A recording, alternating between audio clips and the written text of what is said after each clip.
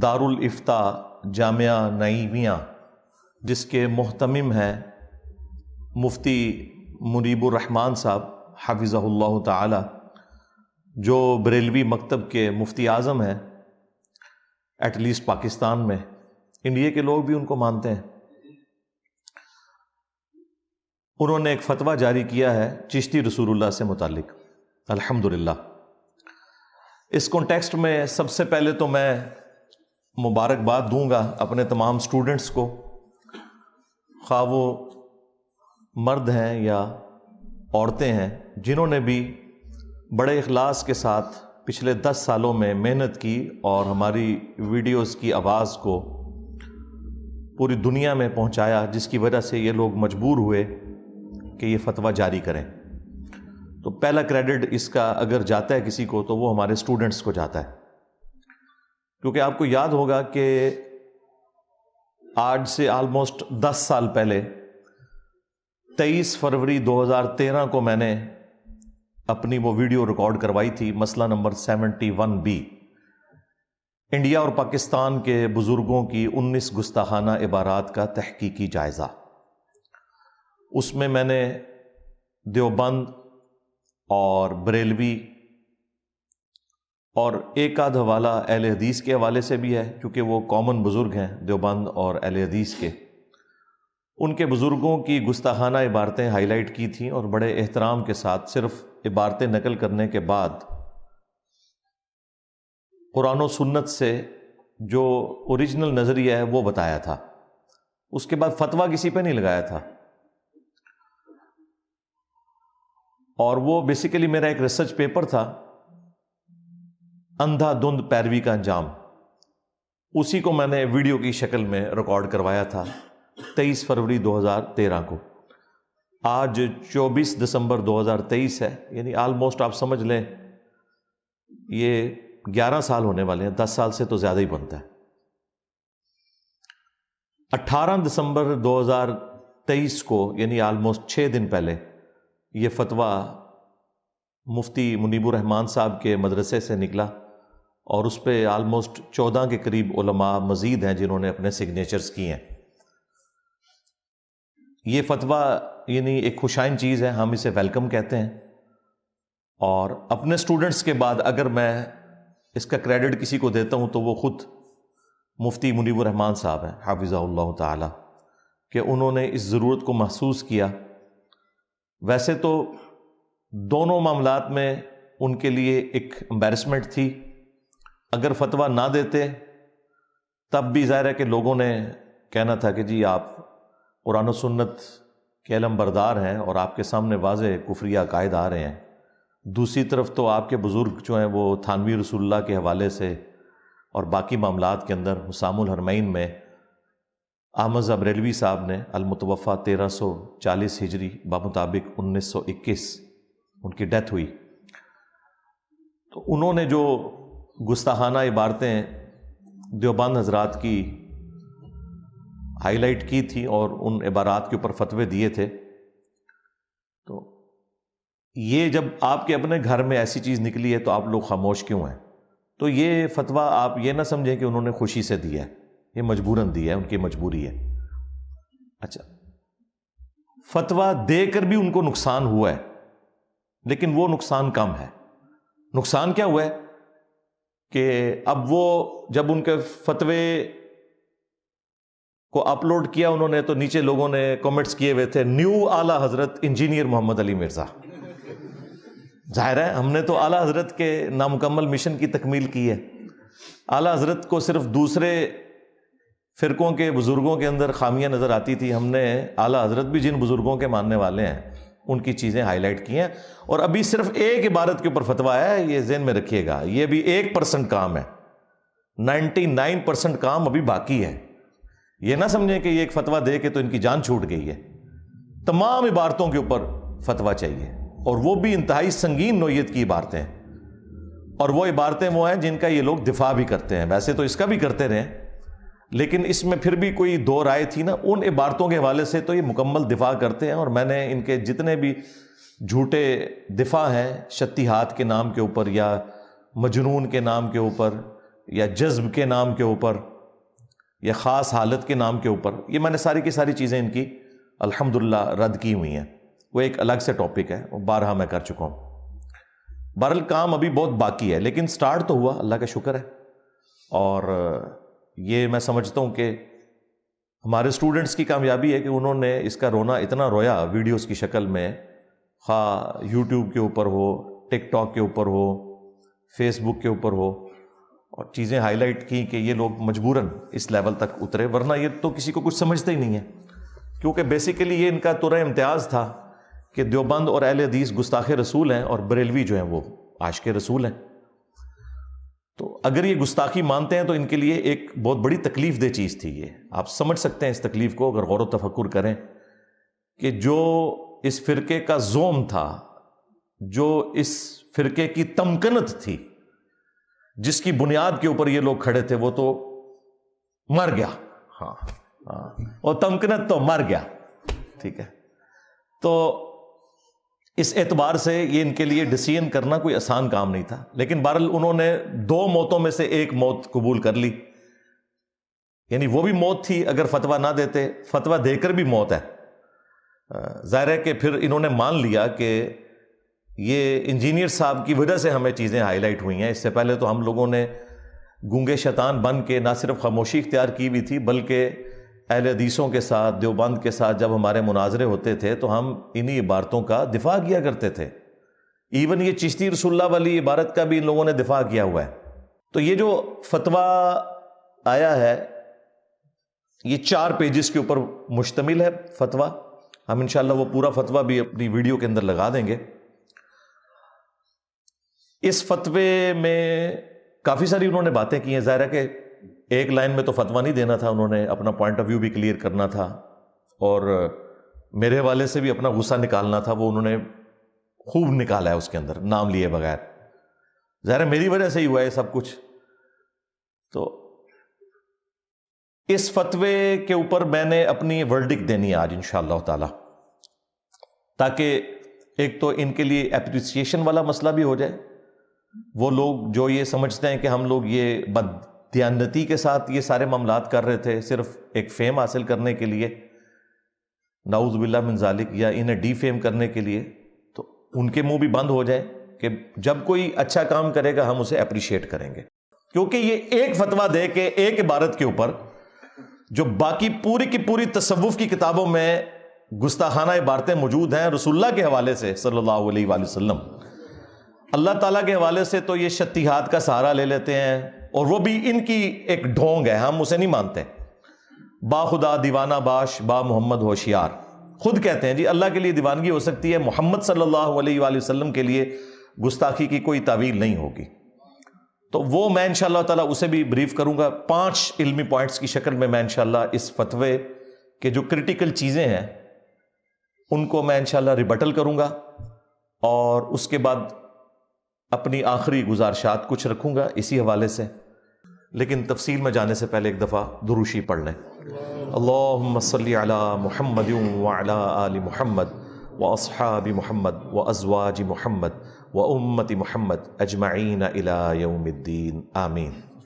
علمی point number 1، اسی فتوے کے اندر جو یہ مختلف ان کے پیراگراف ہیں ان کو میں انشاءاللہ ورڈ بائی ورڈ پڑھوں گا اور اس کے اوپر اپنی ورڈکٹ دوں گا۔ وہ اس میں یعنی شروع میں تو کہتے ہیں کہ یہ کلمات کفر ہیں، اس کے بعد وہ پہلے اس صفحے کے اوپر لکھتے ہیں تصوف کی کسی کتاب میں غیر نبی کے لیے رسول اللہ کے جو کلمات آئے ہیں، یقیناً ہوش و حواس میں جو ان کلمات کو ادا کرے گا وہ کفر کا مرتکب ہے۔ اہل سنت و جماعت کے کسی بھی مستند اور سکہ عالم دین نے کبھی ان عبارتوں کی تائید اور تصویب نہیں کی۔ دیکھو کتنے بڑے جھوٹ بولنے والے جے، مناظرے کر دے رہے جے۔ خواجہ نے کیا فرمایا؟ سنو کہ میں کون ہوں اور کیا ہوں، محمد الرسول اللہ صلی اللہ علیہ وسلم کے دربار کے کمینے غلاموں میں سے ایک ہوں۔ کوڑ مار دے ہو، پاگل سمجھا ہوا ہے عوام کو، بلکہ اس کا رد ہی کیا ہے۔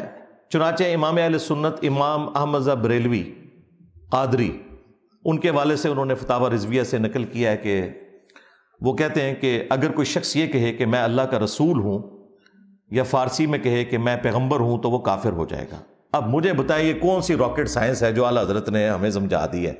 یعنی ہمارے چھوٹے سے بچے کو بھی پتا ہے کہ جو شخص بھی یہ کہے گا کہ میں اللہ کا رسول ہوں یا پیغمبر ہوں رسول اللہ کے بعد صلی اللہ علیہ وآلہ وسلم، خواہ وہ مسلمہ کذاب ہو، خواہ وہ غلام احمد قادیانی دجال ہو، خواہ وہ کوئی صوفی بزرگ ہو جو کشف کے نام کے اوپر کسی خاص حالت کے اندر بھونک جائے، ہاں وہ جو خادم رضوی صاحب کہتے تھے انہوں ہلکا نہ جانو جیڑا بھونکتا جائے نبی تے بھونکتا جائے، تو جتنے بھی بھونکتے رہے ہیں اپنے آپ کو رسول اللہ کہہ کے، خواہ وہ چشتی رسول کے نام پہ ہو، تھانوی رسول کے نام پہ ہو، شبلی رسول کے نام پہ ہو، جی صادق رسول کے نام کے اوپر ہو، معاویہ رسول کے نام کے اوپر ہو، یہ تو انہوں نے تو کلمے اپنے 10-11 کر لیے ہیں، تو یہ سارے کے سارے جو ہیں یہ کلمات کفر یہ سب کو پتہ ہے۔ مسئلہ ہے کہ بزرگوں کو ہائی لائٹ کر کے ان چیزوں کو سامنے لے کر آنا، یہ کام کیوں نہیں کیا؟ ہمیں تو کہتے ہیں جی انجینئر صاحب گندی مکھی ہیں اور بیٹھتی ہی گند کے اوپر ہیں، بالکل مجھے فخر ہے کہ میں تمہارے بزرگوں کا گند صاف کر رہا ہوں، لیکن مانو یہ گند تمہارے بزرگوں کا تھا، یعنی میں جس گند پہ جا کے بیٹھ رہا ہوں یعنی چشتی رسول اللہ، تھانوی رسول اللہ یا باقی عبارتیں، یہ تمہارے بزرگوں کا گند تھا، اور 1 ٹن حسن ظن رکھ لیتے ہیں کہ بزرگوں کا نہیں تھا، ان کی کتابوں میں ہے، تو کتابیں پرنٹ کس نے کی؟ اس سے چندے کس نے بٹورے؟ آج تک اس کی پرنٹنگ ہو رہی ہے، کسی کی جرت نہیں کہ ان مکتبوں کے باہر جا کے دھرنے دیں، پورے ملک کو یہ بلاک کرتے ہیں اپنے پولیٹیکل گینز کی خاطر، وہاں جا کے دھرنے کیوں نہیں دیتے؟ کیونکہ ادھر سے چندے لے کے کھا رہے ہیں، وہ ان کے اپنے لوگ ہیں پرنٹ کرنے والے، خواہ کشف المحجوب ہو، حشت بہشت ہو، تذکرۃ الاولیاء ہو، یہ ساری کی ساری کتابیں یہ لوگ خود پرنٹ کرتے ہیں، آج تک پرنٹ کر رہے ہیں، تو یہ جان نہیں چھڑا سکتے۔ تو یہ کہنا کہ جی یہ انجینئر صاحب گندی مکھی ہیں، گند پہ بیٹھتے ہیں، تو ہم پوچھیں گے کہ اشرف علی تھانوی صاحب نے سینکڑوں کتابیں لکھی تھی، تو اعلیٰ حضرت بھی جا کے گند پہ ہی بیٹھے، ایک کفری عبارت نکالی حفظ الایمان سے، جسے میں بھی کفریہ مانتا ہوں، میں نے اپنے ریسرچ پیپر میں ڈالی ہوئی ہے، میں نے 10 سال پہلے جو ویڈیو ریکارڈ کروائی 19 گستاخانہ عبارتوں کے اوپر، اس میں بھی اس کو ڈسکس کیا ہے۔ تو اعلیٰ حضرت کو بھی سینکڑوں کتابوں میں ایک چھوٹا سا رسالہ حفظ الایمان، اس کی بھی ایک کفری عبارت ملی، تو اعلیٰ حضرت بھی سینکڑوں کتابوں کو چھوڑ کر گند پہ بیٹھے تھے۔ بالکل، اگر میرے اوپر یہ ڈاکٹرن لگا رہے ہیں اور کہہ رہے ہیں انجینئر صاحب کو ہمارے بزرگوں کی خدمات نہیں نظر آ رہی، تمہارے اعلیٰ حضرت کو باقی بزرگوں کی خدمات نہیں نظر آ رہی تھی؟ ادھر یہ لوگ کیا کہتے ہیں، نہیں جی بڑے سے بڑا بزرگ بھی ہونا جی، اگر وہ نبی کا گستاخ ہے تو اس کی بزرگی فارغ۔ تھوڑے بابے دی بزرگی کیوں نہیں فارغ؟ میرے نبی سا ہے ہی کوئی نہیں، تیرے بابے تے شاہ ہی کوئی نہیں، لے جاؤ بابے اپنے اتھوں۔ دوسروں کے لیے کرائٹیریے اور اپنے لیے آپ انجینئر صاحب سے بھیک مانگ رہے ہیں، جی انجینئر صاحب ہمارے بزرگوں کو گستاخ کہنا چھوڑ دیں۔ بڑا برا وقت آیا جی بریلویاں ہوتے، توبہ توبہ توبہ توبہ۔ انہوں نے کدے سوچا نہیں سی کہ ہمارا ہتھیار ہمارے اوپر چلے گا۔ پچھلے 100 سال سے انہوں نے گستاخی کے نیزے کی نوک پہ رکھا ہوا تھا ساروں کو، حسام الارمین لکھ کر، ہر بندے کو گستاخ کہنا۔ آج اسی طرح کی گستاخیاں اس سے بڑھ کر ان کے بزرگوں کی نکلی ہیں، تو کہہ رہے جی انجینئر صاحب آپ ہمارے بزرگوں کو گستاخ تو نہ کہیں۔ ہم نے آپ سے ہی سیکھا تھا، 31 سال میں بھی بریلوی رہا ہوں، یہ آپ نے ہمیں سکھایا تھا، با خدا دیوانہ باش با محمد ہوشیار، دیوانگی صرف اللہ کے لیے چلے گی، رسول اللہ کے لیے اگر دیوانگی کی تو فارغ ہو جاؤ گے۔ اب بھول گئے ہو سب کچھ، یہ تمہارا پڑھایا ہوا سبق تھا، اور الحمدللہ ہم اس سبق کو اچھا سمجھتے ہیں، بالکل۔ اسی لیے میں کہتا ہوں میں تو اعلیٰ حضرت کے نامکمل مشن کی تکمیل کر رہا ہوں۔ اعلیٰ حضرت نے وہ مشن ادھورا چھوڑا تھا، اس کی کمپلیشن الحمدللہ 100 سال بعد میں نے آ کے کی ہے۔ جس طرح نیوٹن نے گریوٹی کا ایشو ادھورا چھوڑا تھا، لوگ کنکلوڈ کر بیٹھے تھے، وہ تو 300 سال بعد جب آئنسٹائن آیا تو اس نے بتایا کہ بھائی یہ تھیوری آف ریلیٹیوٹی جب وہ سامنے لے کے آیا تو اس نے بتایا بھی گریوٹی تو فورس نہیں ہے، یہ تو ایشو ہی کوئی ڈیفرنٹ ہے۔ تو یہ نامکمل مشن تھا جس کی تکمیل اللہ کے فضل سے ہمارے اس پلیٹ فارم سے ہوئی ہے، لہذا یہ بالکل آپ اس کو کلیئر کر لیں کہ یہ اگر کریڈٹ پہلے نمبر پہ جاتا ہے تو ہمارے پلیٹ فارم کو جاتا ہے، اس حوالے سے الحمدللہ۔ علمی پوائنٹ نمبر 2، آگے چل کے وہ لکھتے ہیں کہ جہاں تک ان کتابوں کے مصنفین کے ایمان کا معاملہ ہے تو جب تک قطعی طور پر ثابت نہ ہو جائے کہ یہ الفاظ ان کے اپنے تحریر کردہ ہیں وہ اہل ایمان ہی قرار دیے جائیں گے۔ بالکل ہم آپ کے ساتھ ہیں، اور یہ دیکھیں اپنی عوام کی حمایت حاصل کرنے کے لیے اور اپنی عوام کو میرے خلاف کرنے کے لیے جھوٹ بولتے ہیں کہ انجینئر صاحب ہمارے بزرگوں کو کافر کہتے ہیں، گستاخ رسول کہتے ہیں۔ یہ تم کہلواتے ہو۔ میری جو 23 فروری 2013 کی ویڈیو ہے، جو پہلی ویڈیو تھی 71B مسئلہ، انڈیا اور پاکستان کے بزرگوں کی 19 گستاخانہ عبارات کا تحقیقی جائزہ، اس سے لے کے آج تک میں ہمیشہ سٹارٹ اسی سے لیتا ہوں کہ ہم 1 ٹن حسن ظن رکھتے ہیں کہ بزرگوں نے یہ نہیں فرمایا ہوگا، یہ الہاقی عبارت ہے، بعد میں کسی نے داخل کر دی، لیکن تم لوگ تو مناظرے کرتے رہو نا اس کے حق میں۔ خواجہ نے کیا فرمایا؟ سنو کہ میں کون ہوں اور کیا ہوں، محمد الرسول اللہ صلی اللہ علیہ وسلم کے دربار کے کمینے غلاموں میں سے ایک ہوں۔ تم لوگ دفاع کرتے رہو، یہ تم لوگ کہتے رہو کہ یہ بزرگوں کی عبارتیں آپ کو سمجھ نہیں آئی ہیں۔ تو یہ ایک معصومانہ سا جملہ لکھنا کہ جی جب تک کنفرم نہ ہو ہم بزرگوں کو کافر نہیں کہہ سکتے، یہ کوئی آپ ہم پہ احسان نہیں کر رہے۔ ہم بھی یہی بات کرتے ہیں کہ بزرگوں پہ کفر کا فتویٰ نہیں لگے گا، عبارتوں پہ لگے گا۔ تمہیں تو یہ بھی توفیق نہیں مل رہی تھی کہ عبارتوں پہ فتویٰ دیتے، یہ تو ہماری وجہ سے دینا پڑ گیا نا۔ تمہیں تو صرف دیوبندیوں کی اور وہابیوں کی عبارتیں نظر آتی تھی، اپنے بابوں کی نظر ہی نہیں آتی تھی، پرنٹنگ کر رہے تھے آج تک۔ تو یہ بالکل کوئی یہ نہ سمجھے کہ ہمارا کوئی موقف اس سے ہٹ گیا۔ ہم بھی کہتے ہیں کہ یہ بزرگ دنیا سے جا چکے، اپنے اعمال کو بھگتیں گے، اچھے کیے تو جنتوں میں ہوں گے، برے کیے تو اللہ تعالیٰ کے عذاب میں ہوں گے۔ ہمیں ان سے کوئی انٹرسٹ نہیں ہے، ہمیں انٹرسٹ ہے ان کے اس تعارف سے جو کتابوں کی شکل میں موجود ہے، ان کتابوں کے اوپر، عبارتوں کے اوپر ہم بات کرتے ہیں، بزرگوں پہ تو کرتے نہیں، لیکن جب تم اپنے بزرگوں کا دفاع کرتے ہو نا پھر ہم سامنے آ جاتے ہیں۔ تو یہ آپ بالکل کلیئر کریں۔ پھر لکھتے ہیں پریس کی ایجاد سے قبل کتابیں ہاتھ سے لکھی جاتی تھی اور کاتب حضرات اس کی نقل کر کے نسخے تیار کرتے تھے۔ بعض دشمنان دین نے دینی خصوصاً تصوف کی کتابوں میں تعریفات اور الحاقات کیے ہیں۔ یہ دشمنان دین کون ہیں؟ یعنی یہ وہابی لکھتے رہے ہیں تصوف کی کتابیں، وہ تو تمہارے بزرگوں کو مسلمان ہی نہیں سمجھتے۔ یہ تمہارے بزرگوں کے اپنے ماننے والے تھے، انہوں نے غداری کی ہے پھر ان کے ساتھ۔ اور سب سے بڑی بات، تمہارے بزرگوں کی بزرگی فارغ، ان کی ناک کے نیچے یہ سب کچھ ہوتا رہا کہ ان کی کتابوں میں کفریات ڈلتے رہے۔ بزرگ کدھر مر گئے تھے؟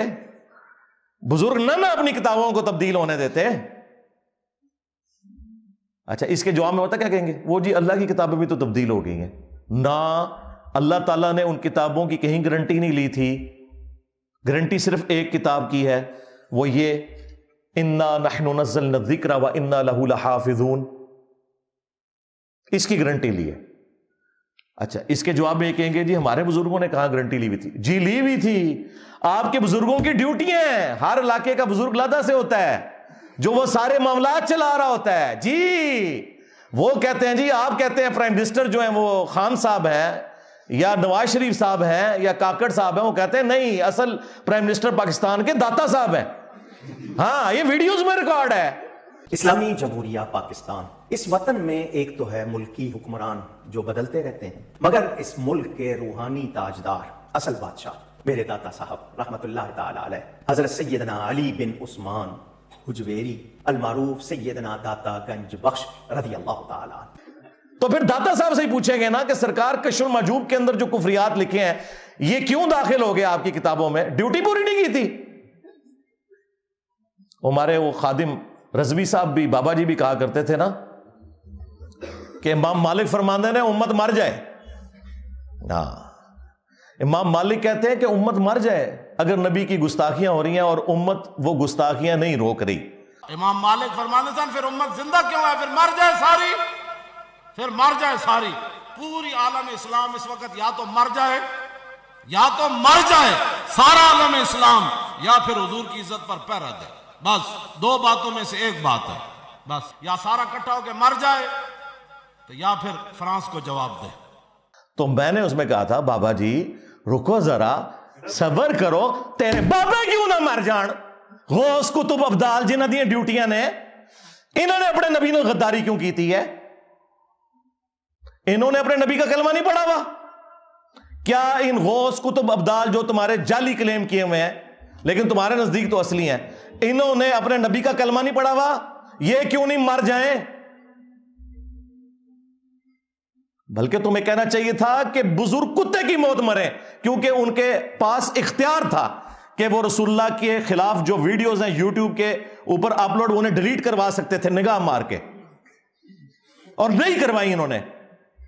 واہ واہ, عزتیں اویل کی ہیں تم نے اللہ اور اس کے رسول کے نام کے اوپر, چندے بٹورے ہیں, خانقاہیں آباد کی ہیں, جدادیں بنائی ہیں اللہ اور اس کے رسول کے نام کے اوپر عز وجل و صلی اللہ علیہ وآلہ وسلم. سواریاں سوار کی ہیں تم نے مکے اور مدینے کی آوازیں لگا کر, اور آج جب اسلام کے اوپر برا وقت آیا ہے تو تم سے کچھ بھی نہیں ہو رہا. تو پھر ہم تم سے پوچھیں گے کہ چندے حلال کیوں نہیں کر رہے ہو؟ تمہارے بزرگوں کی ڈیوٹیاں تھی, تمہیں کہنا چاہیے پہلے بزرگ مر جائیں کہ رسول اللہ کی گستاخیاں ہو رہی ہیں, یہ نگاہ مار کے کچھ نہیں کر رہے.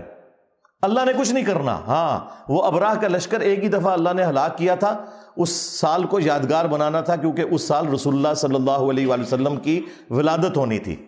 اس کے بعد یزید کے دور میں, عبد الملک بن مروان کے دور کے اندر کعبے کے اوپر چڑھائی ہوئی ہے, مسجد نبوی کی توہین ہوئی ہے. اللہ تعالیٰ نے دنیا کو بقدر ایفرٹ چھوڑا ہوا ہے. یہ بات بالکل درست ہے کہ امت کا کام ہے کہ وہ کام کرے, لیکن امت میں تو بڑے یہ ہیں نا, ان کے غوث کتب ابدال جو نگاہیں مار سکتے ہیں, اس کا مطلب ہے یہ سارا فراڈ ہے, کچھ بھی نہیں کوئی کر سکتا. دیکھو تم لوگوں نے 1200 سال سے امت کو ٹرک کی بتی کے پیچھے لگایا ہوا تھا,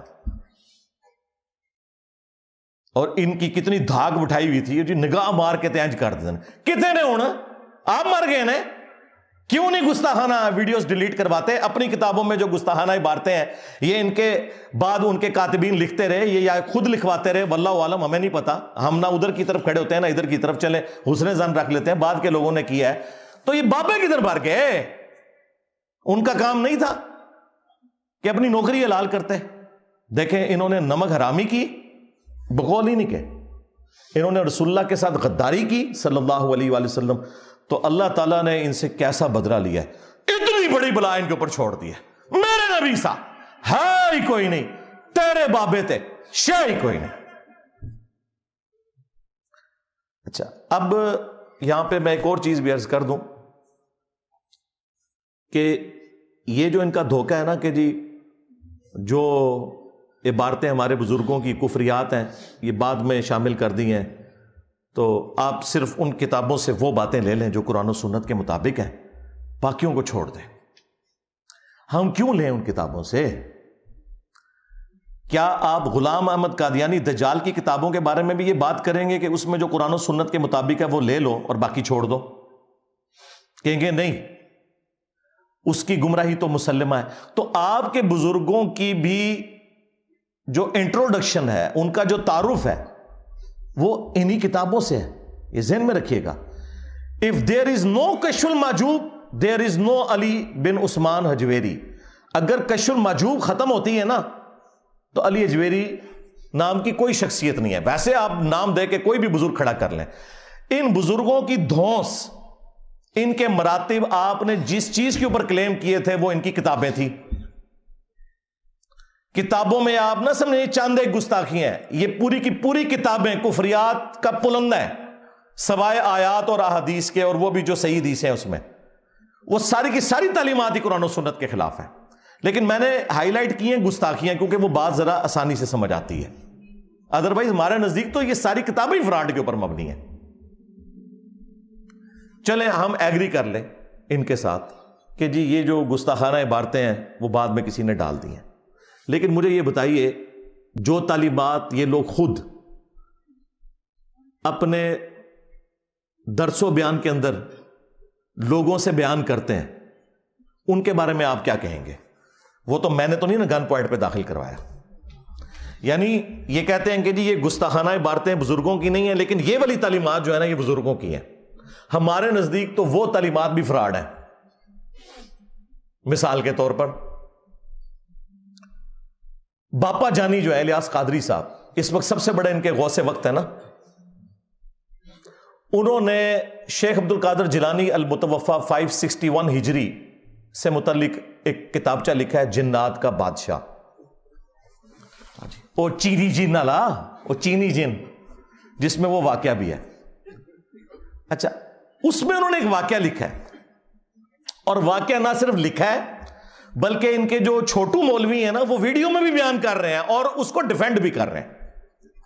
شیخ عبد القادر جیلانی کو کچھ لوگ ملنے کے لیے آئے، تو جب ان کے پاس پہنچے تو ان کا ایک جو غلام تھا اس نے لوٹا جو رکھا تو لوٹے کی ٹوٹی قبلہ کی طرف نہیں کی. تو شیخ عبد القادر جیلانی غوث پاک سرکار رضی اللہ تعالیٰ عنہ کو اس پر ملال ہوا، تو آپ نے جلال سے اس کی طرف دیکھا تو وہ آپ کی نگاہ کی تاب نہ لاتے ہوئے جاں بحق ہو گیا. اور ان تعلیمات کو یہ قرآن و سنت کے مطابق سمجھتے ہیں. ہم کہتے ہیں یہ بھی فراڈ ہے. اس میں پتہ کیا لکھا ہوا ہے واقعہ کہ شیخ عبد القادر جیلانی رحمۃ اللہ علیہ کا ایک مرید تھا، وہ انہیں وضو کروایا کرتا تھا. ایک دن اس نے وضو کروانے کے بعد جو لوٹا ہے نا اس کی ٹوٹی قبلہ رخ رکھنے کی بجائے تھوڑی ہٹا کے رکھ دی، جان بوجھ کے نہیں، بے دھیانی کی وجہ سے. تو کہتے ہیں جی شیخ عبد القادر جیلانی کو اتنا غصہ آیا کہ انہوں نے نگاہ مار کے نا مرید کو جلا کے راکھ کر دیا، اس کی روح پرواز کر گئی. وہ مرید جو بیچارہ اس امید میں اپنے بابے سے اٹیچ تھا کہ یہ میری حفاظت کرے گا، وہ خود تو مرا، بابا بھی مار کے چلا گیا. ہاں ظاہر ہے بابے نے قتل نہ کیا، 302 لگتی ہے بابے کے اوپر، ہاں ذہن میں رکھیے گا. تو ان کے بابوں نے ان کی آخرت کیا بچانی ہے، ان کے مرید اپنی آخرت بھی لے ڈوبے، بابا بھی نال ہی لائے گئے. تو کہتے ہیں اس کے بعد پھر انہوں نے نگاہ ماری لوٹے کی طرف تو ٹوٹی سیدھی ہو گئی.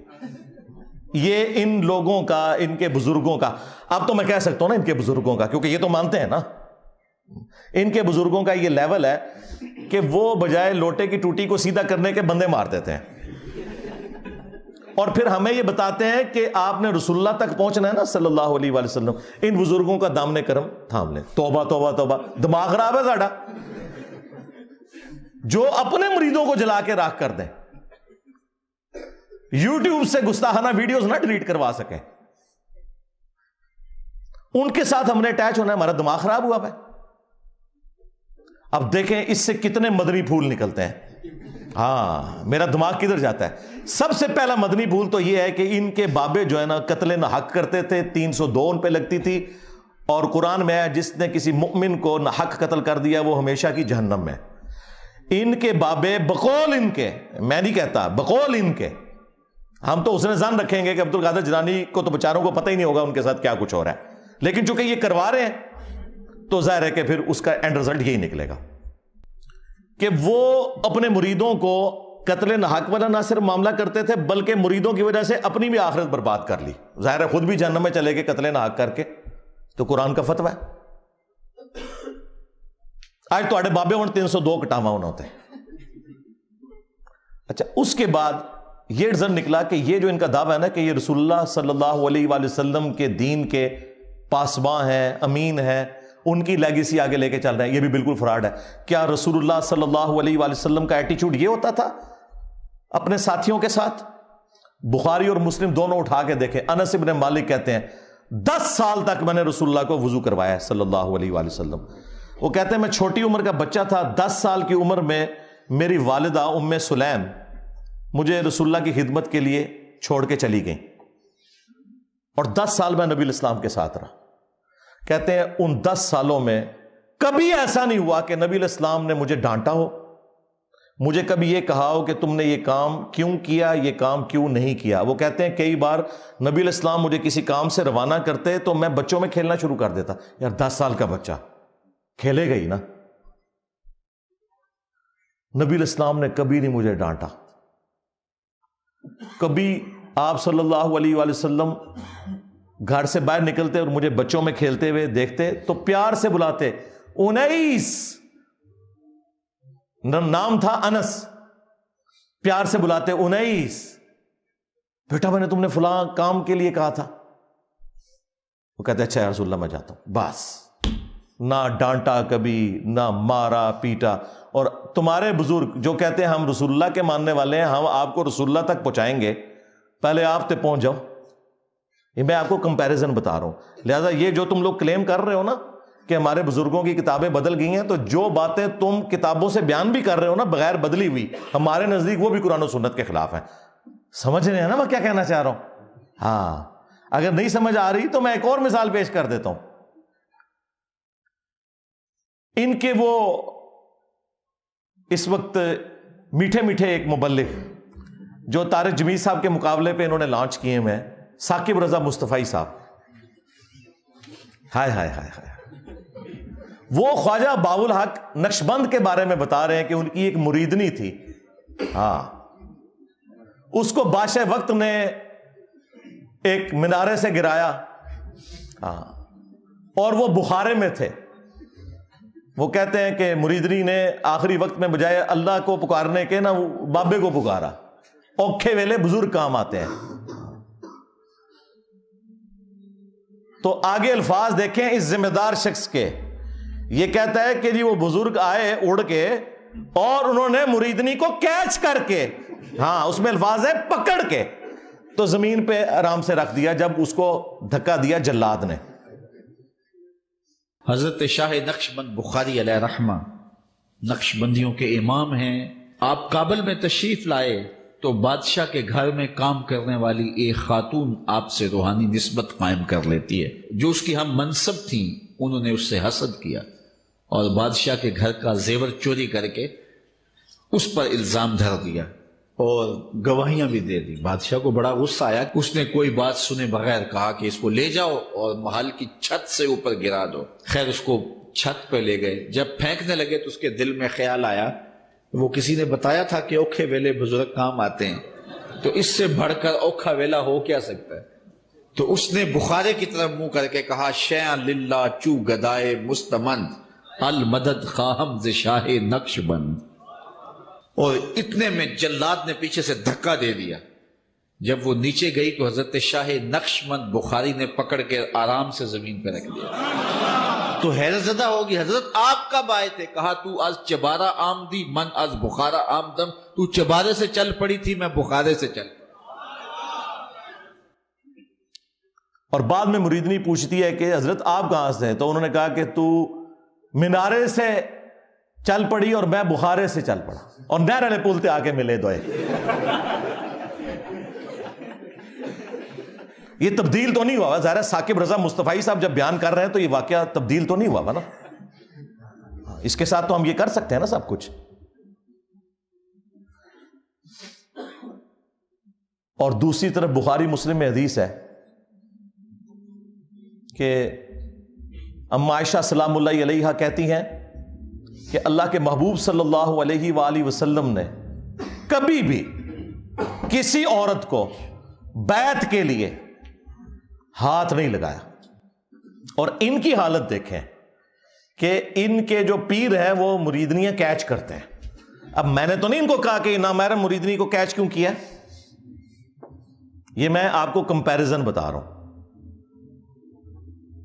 اس کے بعد ایک اور واقعہ جو بڑا مشہور کیا ہوا ہے انہوں نے، وہ کہتے ہیں کہ جی ابو الحسن خرقانی جو تھے نا، جو بایزید کے خلیفہ تھے، وہ خلیفہ بھی جا کے قبر پہ ہی ہوئے ہیں.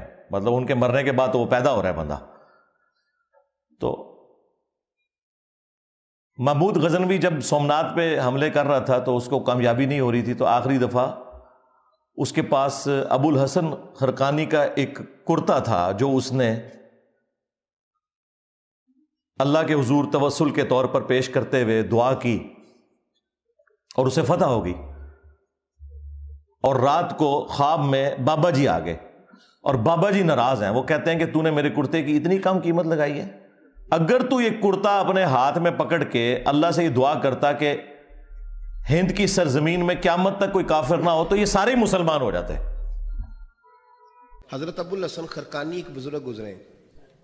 یہ حضرت باعزید بستامی کے سجادہ نشین تھے. اتنے بڑے آدمی تھے، اپنا جبہ دیا محمود غزنوی کو. جب مشکل آئی تو دعا مانگنا آگے رکھ کے اللہ فتح دے دے گا. تو محمود کہتے ہیں جب سومناتھ کے مندر نہیں فتح ہو رہے تھے تو میں نے بابے کا جبہ سامنے رکھ کے دعا کی تو اللہ نے مجھے فتح دے دی.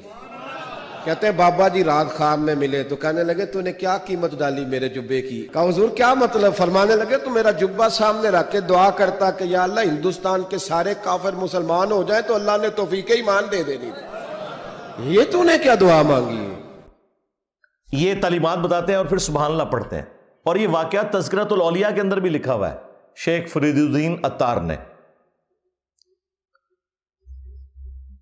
اب یہ واقعات بیان کرتے ہیں تو ہم اس کے مقابلے میں انہیں بتائیں گے کہ بھائی اگر ان کرتوں سے کوئی فرق پڑتا تو اس کائنات میں سب سے عظیم کرتا تو رسول اللہ کا ہے صلی اللہ علیہ وآلہ وسلم.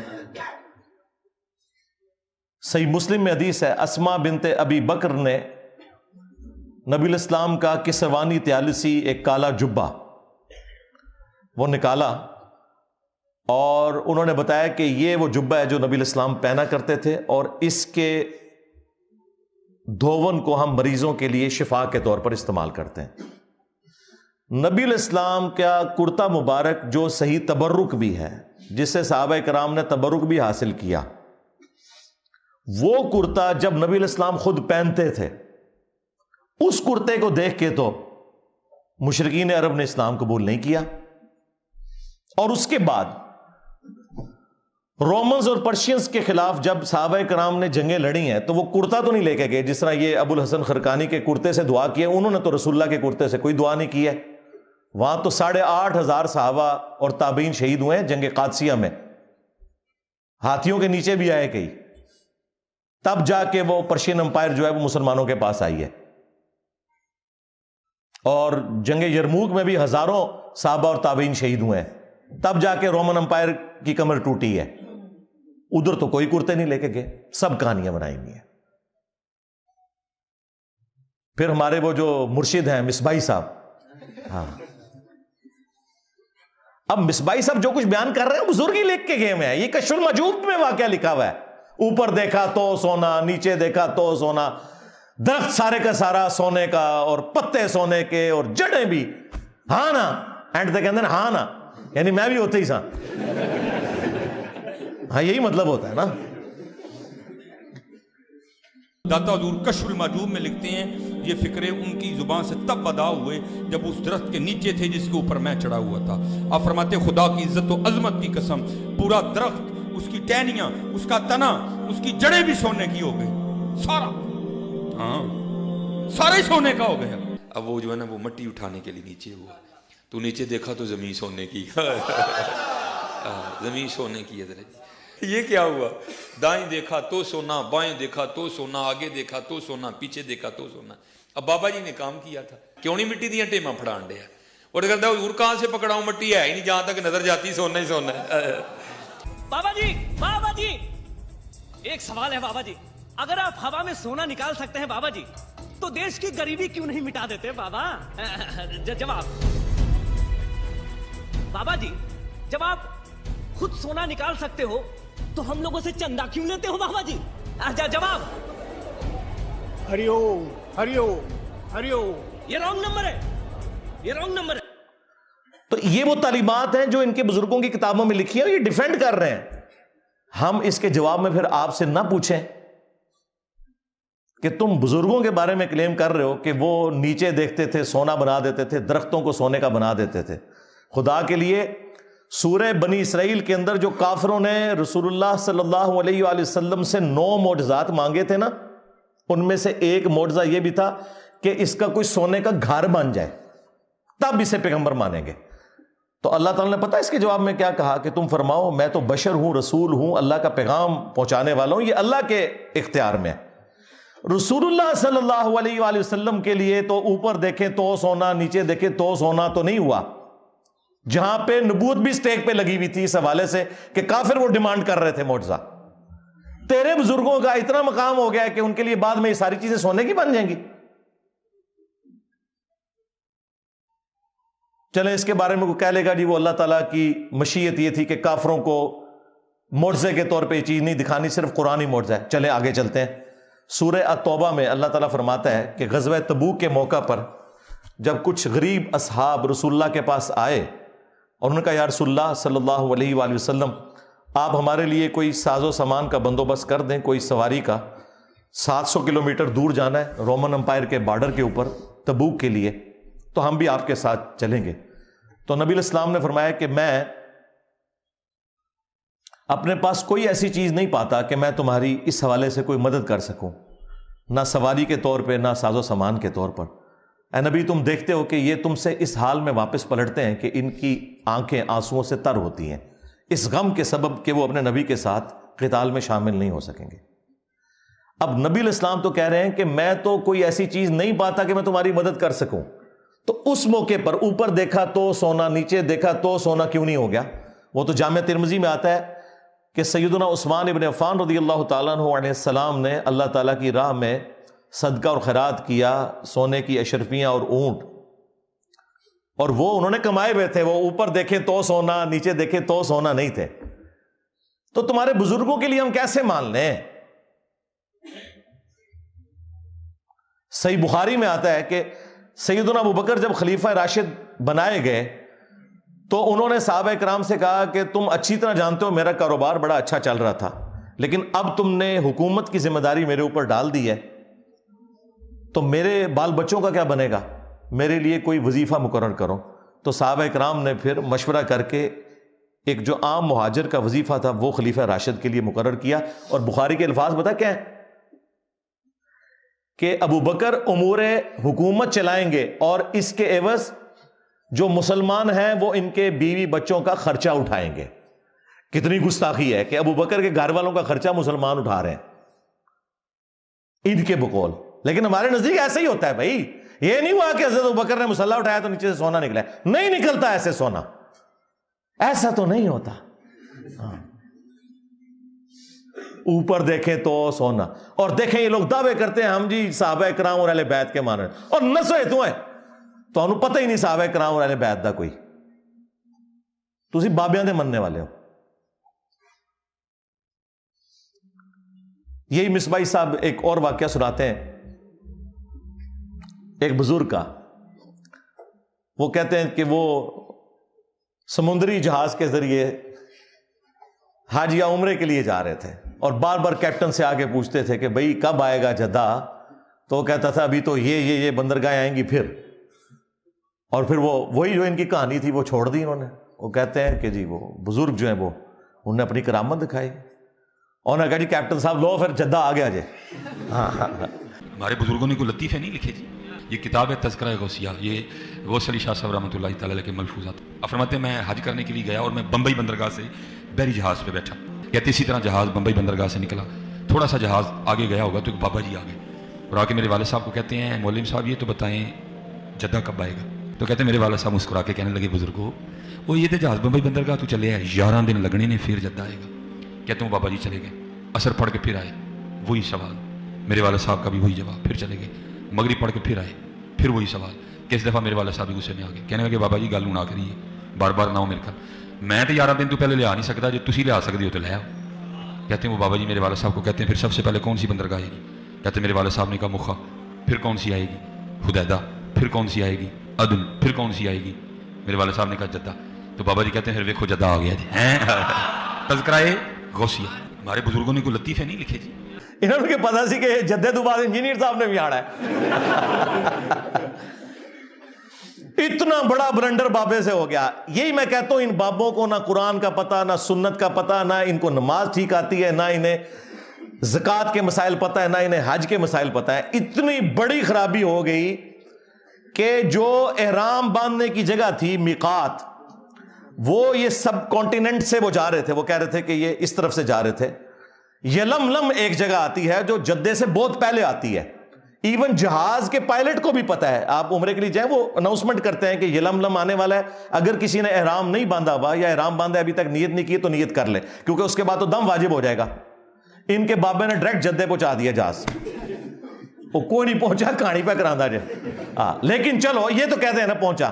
ہم کہتے ہیں جس بابے کو مسائل نہیں پتا پکڑ کے مفت میں پورے کے پورے بحری جہاز کے اوپر جو ہے نا وہ دم واجب کروا دیا۔ سینکڑوں لوگ سوار ہیں، سینکڑوں بیڑے آپ جا کے ڈھونڈے، یعنی نیکی کی تھی کہ الٹا مصیبت ہی پا چڑھا۔ اور یہ شوق سے بیان کرتے ہیں، یعنی پورے جہاز کو اڑا کے وہاں پہ پہنچا دیا۔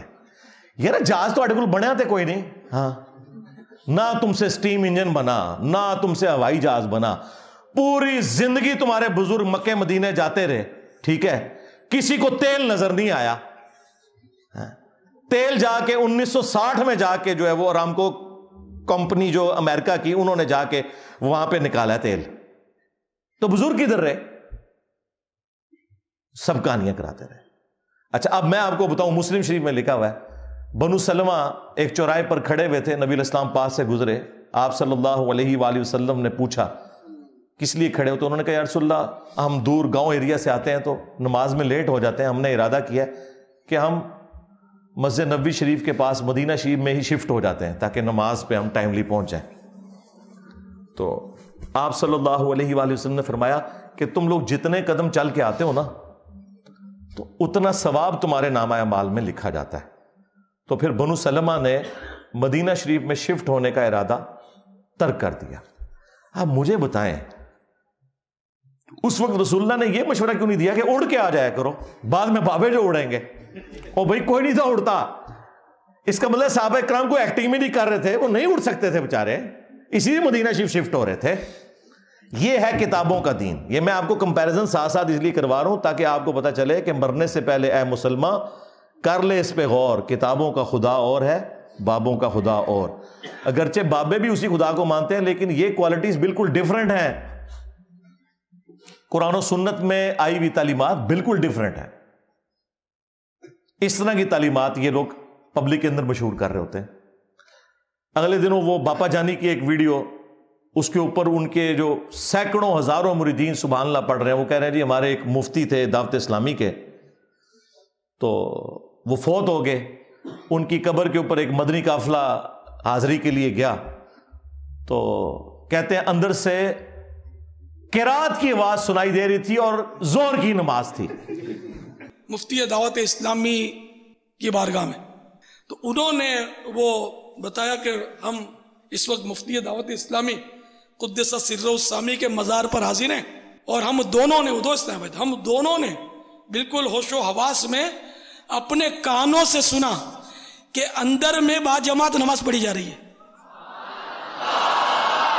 اندر میں نماز پڑھی جا رہی ہے, باقاعدہ قراءت سنائی گئی ہم کو. ظہر کا وقت تھا, باقاعدہ وہ قراءت سنائی دی گئی. ظہر کا وقت تھا, باقاعدہ وہ قراءت سنائی دی گئی. ظہر کا وقت تھا, باقاعدہ وہ قراءت سنائی دی گئی, اور سلام پھیرنے کے بعد اللہم انت السلاموں کی دعا بھی ہم نے سنی. اندازہ کرو, اور نیچے لوگ سبحان اللہ پڑھ رہے ہیں. اس سے آپ اندازہ لگائیں کہ ان کے آڈینس کتنا اپنا دماغ استعمال کرتے ہیں. زور کی نماز میں تو قرات اونچی ہوتی ہی نہیں ہے, کہانی ہے, کوئی آواز نہیں سی آ رہی قبر کے اندر سے یا باہر سے. ایسے نہیں ہوتا میرے بھائی. صحابہ اکرام کا سٹیٹس میں آپ کو بتاؤں, قبر تو بہت دور کی چیز ہے.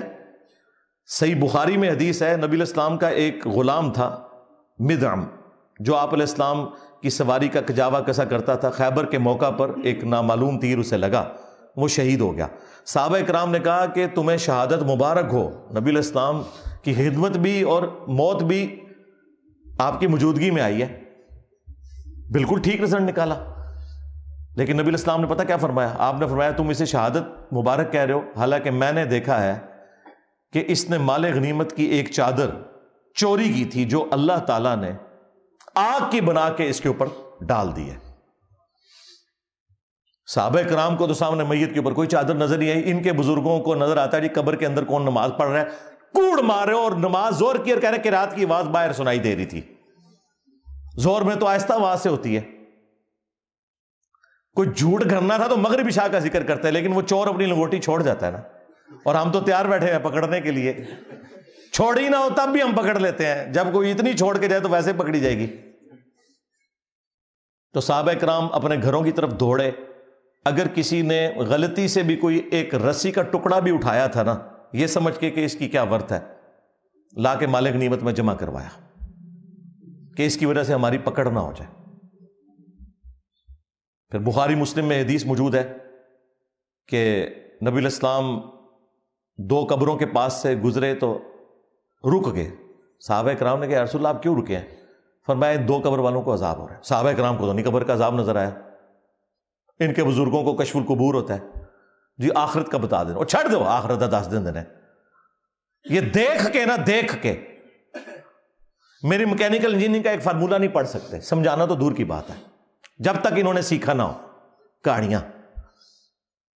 اور دیکھیں یہ باپا جانی جو ہے نا, یہ کئی بار درس دیتے ہوئے نا اینک لگائی ہوتی ہے انہوں نے, اور جو لوگوں کے دلوں کے حال جانتے ہیں وہ سامنے پیڈ سے پڑھنے کے لیے ان کو اینک لگانی پڑتی ہے, اور زوم کر لیا کرو اینج کر کے, کم از کم انجینئر صاحب دے فتوے تو بچ جاؤ. اینک کے بغیر جو سامنے لکھا ہوا اردو نہ پڑھ سکے وہ دل کے حال جانے گا. کہانیاں کرانیاں بند کرو, جھوٹ اپنی طرف سے چیزیں بنا بنا کے مارکیٹ میں پھینکتے ہیں, اور لوگوں کو جو ہے نا وہ اپنے بزرگوں کا پھر اسیر کیا ہوا ہے کہ جی ہمارے بزرگ تو یہ کر لیتے تھے, تو وہ کر لیتے تھے, تو یہ کر لیتے تھے. تو نبی علیہ السلام نے کہا ان 2 قبر والوں کو عذاب ہو رہا ہے. ان میں سے ایک چگلی کھاتا تھا, دوسرا پیشاب کے چھینٹوں سے نہیں بچتا تھا. آپ نے پھر ایک درخت کی ٹہنی توڑ کے اس کے 2 حصے کیے, اس پہ لگائے, اور فرمایا جب تک یہ ہری رہیں گی ان کے عذاب میں تخفیف ہوگی نبی علیہ السلام کی دعا کی برکت سے. پھر مسلم شریف میں حدیث ہے, نبی علیہ السلام نے فرمایا کہ میں نے ارادہ کیا کہ میں اللہ سے دعا کروں کہ تمہیں عذاب قبر سنوا دے. دیکھ تو کوئی سکتا ہی نہیں, لیکن پھر میں اپنے اس ارادے سے پیچھے ہٹ گیا. مجھے خدشہ ہوا کہ تم اگر عذاب قبر سن لو تو اپنے مردوں کو دفنانا ہی چھوڑ دو گے, اتنا خوف کھا جاؤ گے. صحابہ اکرام کو تو عذاب قبر دیکھنا تو دور کی بات, نبی علیہ السلام کہتے ہیں تمہیں تو سنوایا بھی نہیں جائے گا, اور یہ لوگ اپنے بزرگوں کے بارے میں کلیم کرتے ہیں. سب کہانیاں بنائی ہوئی ہیں, جھوٹ ہے.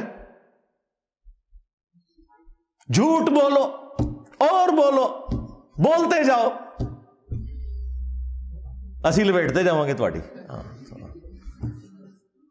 اینڈ ریڈی نے گچھی انہوں آگ لا دیں گے قرآن و سنت کے دلائل سامنے رکھ کے. کہانیاں بنائی ہوئی ہیں, جھوٹ پہ جھوٹ بولتے جاتے ہیں. تو یہ وہ تعلیمات میں آپ کو بتا رہا ہوں موٹی موٹی جو ان کے کلیم ہیں. اور جی بزرگ تھے تو وہ ان کا ایک مرید تھا, اس کی بیوی حافظ قرآن تھی, وہ بیچارہ کوہرا تھا, وہ پریشان ہو گیا. بیوی نے کہا میرے نڑے نہ لگی جو تک تو بھی حافظ نہ بنے. تو ٹائم قیامت تک کی. وہ جناب پریشان ہو کے پیر صاحب کے پاس پہنچا. پیر صاحب نے کہا جی کہ جی صبح, اور یہ وہ واقعات جو انہوں نے کتابوں میں لکھے ہوئے ہیں, بیان کرتے ہیں, یہ وہ ہیں جو تبدیل نہیں ہوئی ہوئی, یہ وہ چیزیں نے. کہتے ہیں جی وہ پیر صاحب نے صبح کے وقت جب سلام پھیرا فجر کی نماز میں, دائیں طرف جتنے تھے حافظ قرآن بن گئے, بائیں طرف جتنے تھے ناظرہ بن گئے. اور لوگ کہتے ہیں سبحان اللہ. اس طرح کوئی حافظ قرآن بنتا ہوتا تو صحابہ صفا کا جو چبوترا ہے 155 صحابہ کا, ان میں سے جو احادیث روایت کرنے والے صحابہ ہیں وہ تو چند ایک ہیں. حضرت ابو ہریرہ رضی اللہ تعالیٰ عنہ, اور ان کے لیے بھی خاص دعا تھی, بخاری مسلم میں آئی, تو وہ حدیثیں نہیں بھولتے تھے. وہ کہتے ہیں میں بھول جاتا تھا, پھر حضور نے میرے لیے دعا کی, میں پھر جو بھی نبی علیہ السلام سے سنتا تھا یاد کرتا تھا. لیکن انہوں نے بھی یہ نہیں ہوا کہ نبی علیہ السلام نے کوئی دائیں طرف سلام پھیرا تو ان کو ساری حدیثیں یاد ہو گئی ہیں, محنت سے یاد کی ہیں بعد میں بھی. یہ میں آپ کو فرق بتا رہا ہوں, ورنہ یہ اتنے لوگوں کی نبی علیہ السلام تعلیم کا اہتمام کیوں کرتے تھے. حتیٰ کہ مسند احمد میں آیا کہ غزوہ بدر کے جو قیدی تھے کافر, وہ چھوڑنے کے لیے یہ ان کے لیے فدیہ مقرر کیا گیا, جن کے پاس پیسے نہیں تھے, کہ تم لوگ مسلمانوں کو لکھنا پڑھنا سکھا دو. نبی علیہ السلام نے تو نہیں کہا کہ بھی جس نے لکھنا پڑھنا سیکھنا ہے میرے پیچھے نماز نیت کرے, دائیں طرف سلام پھیروں گا سارے حافظ ہو جائیں گے, بائیں طرف سارے ناظرہ ہو جائیں گے. اس کا مطلب ہے کہ جو کچھ تم اپنے بزرگوں کے بارے میں کلیم کر رہے ہو نا, واقعات, وہ سب کے سب خود فراڈ کے اوپر مبنی ہیں. ہم جو تم لوگ صحیح بیان کرتے ہو نا وہ بھی صحیح ماننے کے لیے تیار نہیں. جی شیخ عبد القادر جیلانی نے فرمایا کہ میرے سلسلے میں جو بھی داخل ہو گیا تو اللہ تعالیٰ نے مجھ سے گارنٹی مجھے دی ہے. اندازہ کرے غیر پیغمبر جو 500 سال بعد آیا اس کے بارے میں کلیم کر رہے ہیں, اللہ نے اسے گارنٹی دے دی ہے. رسول اللہ کے بعد جو کہہ رہے ہیں مجھے اللہ نے گارنٹی دی ہے, تو سمجھ لو کہ اے مسلمہ کذاب دا چھوٹا پراج ہے, خواہ غلام القادیانی دجال ہے یا کوئی اور ہے. ہم نہیں کہتے کہ عبد القادر جیلانی نے یہ کہا ہوگا, لیکن ان کی ضد ہے. ہم کہتے ہیں اگر ضد ہے تو لو سامو, پھر فتویٰ لو ساڑھے کو.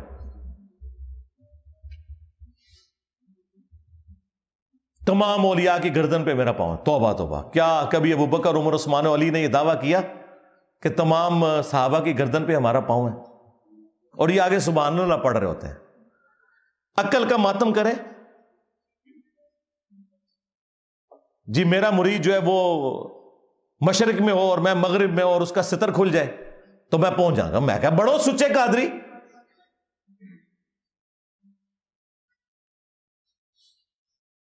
نیچے پجامہ یا کوئی انڈر ویئر پہن کے تو پبلکلی آپ لوگ اپنی تہمت کھول کے بتائیں اور شیخ عبد القادر جیلانی آ کے آپ کی تہمت باندھ دیں. وہ کہتے ہیں نہیں اس طرح تو بزرگوں کو چیک تو نہیں کرنا چاہیے نا, یہ تو ویسے انہوں نے فرمایا تھا. اور پریکٹیکلی ایک ہوا ہے انڈیا میں, ایک مولوی ان کا قادری تقریر کر رہا تھا, بڑا اچھل کود رہا تھا, اس کی شلوار اتر گئی. وہ آپ نے ویڈیو دیکھی ہوئی ہے نا. یہاں کے فارغین تبلیغ اس طرح کریں گے سارے علمی کو ہم دیوبند کی مکتب میں شامل حاصل کر لیں گے.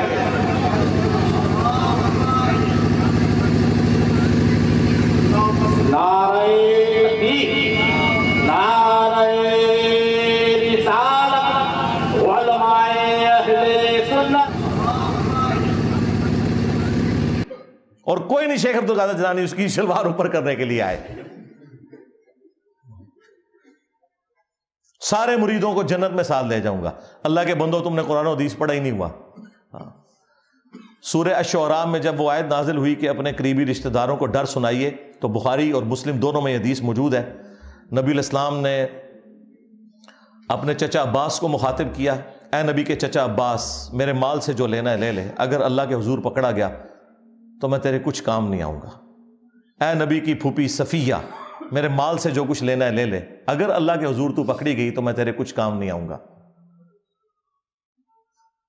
اے نبی کی بیٹی فاطمہ, میرے مال سے جو تو نے لینا ہے وہ لے لے, اگر اللہ کے حضور تو پکڑی گئی تو میں تیرے کچھ کام نہیں آؤں گا. اندازہ کریں. اور ادھر یہ لوگ کہتے ہیں جی ہم اپنے مریدوں کو بھی ساتھ لے کے جائیں گے جنت میں, اس وقت تک جنت میں داخل ہی نہیں ہوں گے. اللہ سے ڈر جاؤ. یہ تکبرانہ جملے کہ اولیاء کی گردن پہ میرا پاؤں ہے. اچھا پھر یہ بھی یہ پورا قصیدہ ان کی طرف قصیدہ غوثیہ منسوب کیا ہوا ہے. اور وہ پیر میر علی شاہ صاحب کے دربار کے اوپر نا جمعے کے دن مصطفیٰ جان رحمت پہ لاکھوں سلام تو کبھی کبھار ہی پڑھا جاتا ہے, قصیدہ غوثیہ بہرحال وہاں پہ پڑھا جاتا ہے.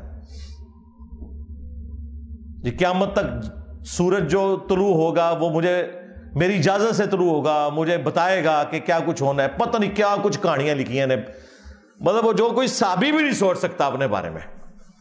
تو یہ ساری کی ساری باتیں کرنے کے بعد پھر میں بولوں کہ نہ بولوں کہ میرے نبی سا ہے ہی کوئی نہیں, بابے تے شے ہی کوئی نہیں. کیونکہ یہ جتنے میں نے 7-8 واقعات آپ کو بابوں کے بتائے ہیں نا, اس کے مقابلے میں قرآن و سنت کی تعلیمات بتائی ہیں. تو اب میں حق بجانے میں ہوں یہ کہنے میں کہ نبی کے جیسا ہے ہی کوئی نہیں, بابے تے شے ہی کوئی نہیں. جو چیزیں نبی علیہ السلام ان کے صحابہ کے لیے نہیں ہیں, تم نے بابوں کے لیے کلیم کی ہیں, تو ہم کہہ رہے ہیں نا یہ. تو جب تم کہو کہ کوئی بڑے سے بڑا غوث قطب ابدال کسی صحابی کے گھوڑے کے قدموں کی خاک کے برابر نہیں, تو تم خود ہی کہہ رہے ہو نا بابے تے شے ہی کوئی نہیں. ہم تو پھر بھی بہت بڑی بات کر رہے ہیں کہ نبی کے جیسا ہے ہی کوئی نہیں, بابے تے شے ہی کوئی نہیں. علمی پوائنٹ نمبر 3, وہ کہتے ہیں کہ اسی طرح جن مسلمہ اکابر نے ان کتابوں کی تعریف کی ہے تو ہمارا یہ حسن ظن ہے, بلکہ ان کی علمی ثقافت اور دیانت کے سبب یقین ہے کہ وہ ان الحاقی کلمات پر مطلع نہیں ہوئے تھے. لو جی علم غیب فارغ. وہ کہتے ہیں ہمارے بزرگوں نے اگر کسی گستاخانہ کتاب کی تعریف کر دی ہے تو اس کا یہ مطلب تو نہیں ہے کہ وہ انہیں مکمل طور پہ پتا تھا کہ اس میں کیا لکھا ہوا ہے. آگے وہ مزید اس کی تشریح کر رہے ہیں. بعض اوقات جستہ اور سرسری طور پر کسی کتاب کو دیکھ کر حسن ظن کی بنیاد پر اس کی تحسین کر دی جاتی ہے. ہمیشہ ہر ایک کے لیے ہر کتاب کو لفظ بہ لفظ بغور پڑھنا دشوار ہوتا ہے. پس ہمیں مکمل یقین ہے کہ اگر یہ کلمات ان کی نظر سے گزرتے تو وہ بھی ان کا رد فرماتے اور انہیں الحاقی قرار دیتے. تو یہ بابے تو خود فارغ کر دیے. انہوں نے کہا کہ ہمارے بزرگ بس سرسری دیکھتے تھے. تو یار تمہارے بزرگ تو پوری کائنات کو اس طرح دیکھ رہے ہیں جیسے رائی کا دانا ہتھیلی کے اوپر. ہاں کتاب ہاتھ میں پکڑ کے بھی نظر نہیں آئی. تو یہ تو میرا عقیدہ تم نے مان لیا کہ کوئی باب علم غیب نہیں جانتے. اور یہ جو تمہارا دعویٰ ہے کہ جی میں پوری, بلکہ یہ اس عبد القادر جیلانی کی طرف بھی انہوں نے منسوب کیا. وہ کہتے ہیں کہ میں اللہ تعالیٰ کے ملک کو اس طرح دیکھ رہا ہوں, پوری کائنات کو جس طرح ہتھیلی پہ دانا. تو یہ تو دیکھ لیں یہ کہتے ہیں کہ جی وہ بس انہوں نے بس سرسری طور پہ دیکھا، انہیں نہیں پتا چلا. یہی بھی ہم بھی یہی کہہ رہے ہیں. شکر ہے کہ آپ نے مان لیا کہ آپ کے بزرگوں کو علم غیب کوئی نہیں تھا، انہیں نہیں پتا چلتا تھا. جب دل کیا کسی کتاب کی تعریف کر دی. پھر لکھتے ہیں کہ ان کے بارے میں یہ بدگمانی کرنا کہ انہوں نے اس طرح کی کفریہ عبارت کی تحسین کی ہوگی، شیطان کا دھوکہ، حرام اور بدگمانی ہے جو اس طرح کی عبارتوں کی بنیاد پر شرانگیزی کرتے ہوئے مسلمانوں پر کفریہ فتویٰ لگا کر سوشل میڈیا پر رونق لگا رہا ہے، یعنی کہ ناچیز. وہ اسلام کی خدمت نہیں بلکہ دشمن دین کا کردار ادا کر رہے ہیں. واہ واہ، تمہارے بابے یہ کتابیں پرنٹ کرتے رہے، ان کتابوں کی تعریف کرتے رہے، اور بابا خادم رضوی صاحب لاہور میں بیٹھ کے کشف المحجوب یوں لہراتے تھے کہ جدہ کوئی مرشد نہیں ہے کتاب پڑھ لوے. ہاں جی، خواجہ نظام الدین اولیاء فرماندے نے جاؤ اپنے بابے آگے جا کے پروٹیسٹ کرو، انہوں نے مزارات ہوتے پروٹیسٹ کرو کہ تم لوگوں کو غلط باتیں کیوں بتاتے رہے. تو جو بندہ غلطی ہائی لائٹ کر رہا ہے اسے مجرم کہہ رہے ہیں کہ یہ رونق لگا رہا ہے. رونق ختم کرو نا، اعلان برات کرو ان سے، دھرنے دو ان سارے پرنٹنگ پریس کے باہر. اسلام آباد تو پہنچ جاتے ہو، لاہور سے ہی نکلتے ہو نا، لاہور جا کے دو نا دھرنا ضیاء القرآن پبلیکیشن کے باہر، شبیر بردرز کے باہر. جی ہاں، دے ہی نہیں سکتے، ان کے ٹکڑوں پہ پل رہے ہیں، وہ چندے کھلاتے ہیں مولویوں کو، کسی کی جرت نہیں وہاں بیٹھ جائے. ویسے بڑا گلا کرتے ہیں. یہ دیکھیں جی، وہ مزارات کے اوپر چند جو ہے وہ بے علم اور جاہل قسم کے لوگ حرکتیں کرتے ہیں، ہمارا مسلک بدنام ہوتا ہے. ان کو کبھی روکا ہے تم نے جا کے؟ یہاں تو پوری پوری فوجیں لے کے اکیڈمی کے باہر آ جاتے ہو. جاؤ نا اپنے مزاروں میں یہ فوجیں لے کے جاؤ نا، جن کی ڈیوٹیاں تھیں، اور ساری چرس، ہیروین اور بدکاری کے کام ان مزارات کے اوپر ہو رہے ہوتے ہیں. ڈیوٹیاں نہیں پوری کر رہے ہو، چلو تسی ڈیوٹی پوری کر لو، ان کو بدنامی سے بچاؤ. تو بزرگوں کا علم غیب تو ہو گیا فارغ. صرف بزرگوں کا علم غیب فارغ نہیں ہوا، ایک اور خطرناک رزلٹ جو اس سے نکلتا ہے، کیونکہ میں نے ان کے موجودہ بزرگوں سے ثابت کیا ہے، چشتی رسول اللہ، ان کے دو اعلیٰ حضرت ہیں. ایک اعلیٰ حضرت ہیں احمد صاحب بریلوی صاحب جو 1921 میں فوت ہوئے، اور دوسرے اعلیٰ حضرت ہیں پیر میر علی شاہ صاحب گولڈوی جو 1937 میں فوت ہوئے. یہ دونوں اعلیٰ حضرت انہوں نے اپنی کتابوں میں چشتی رسول اللہ کو انڈورس کیا.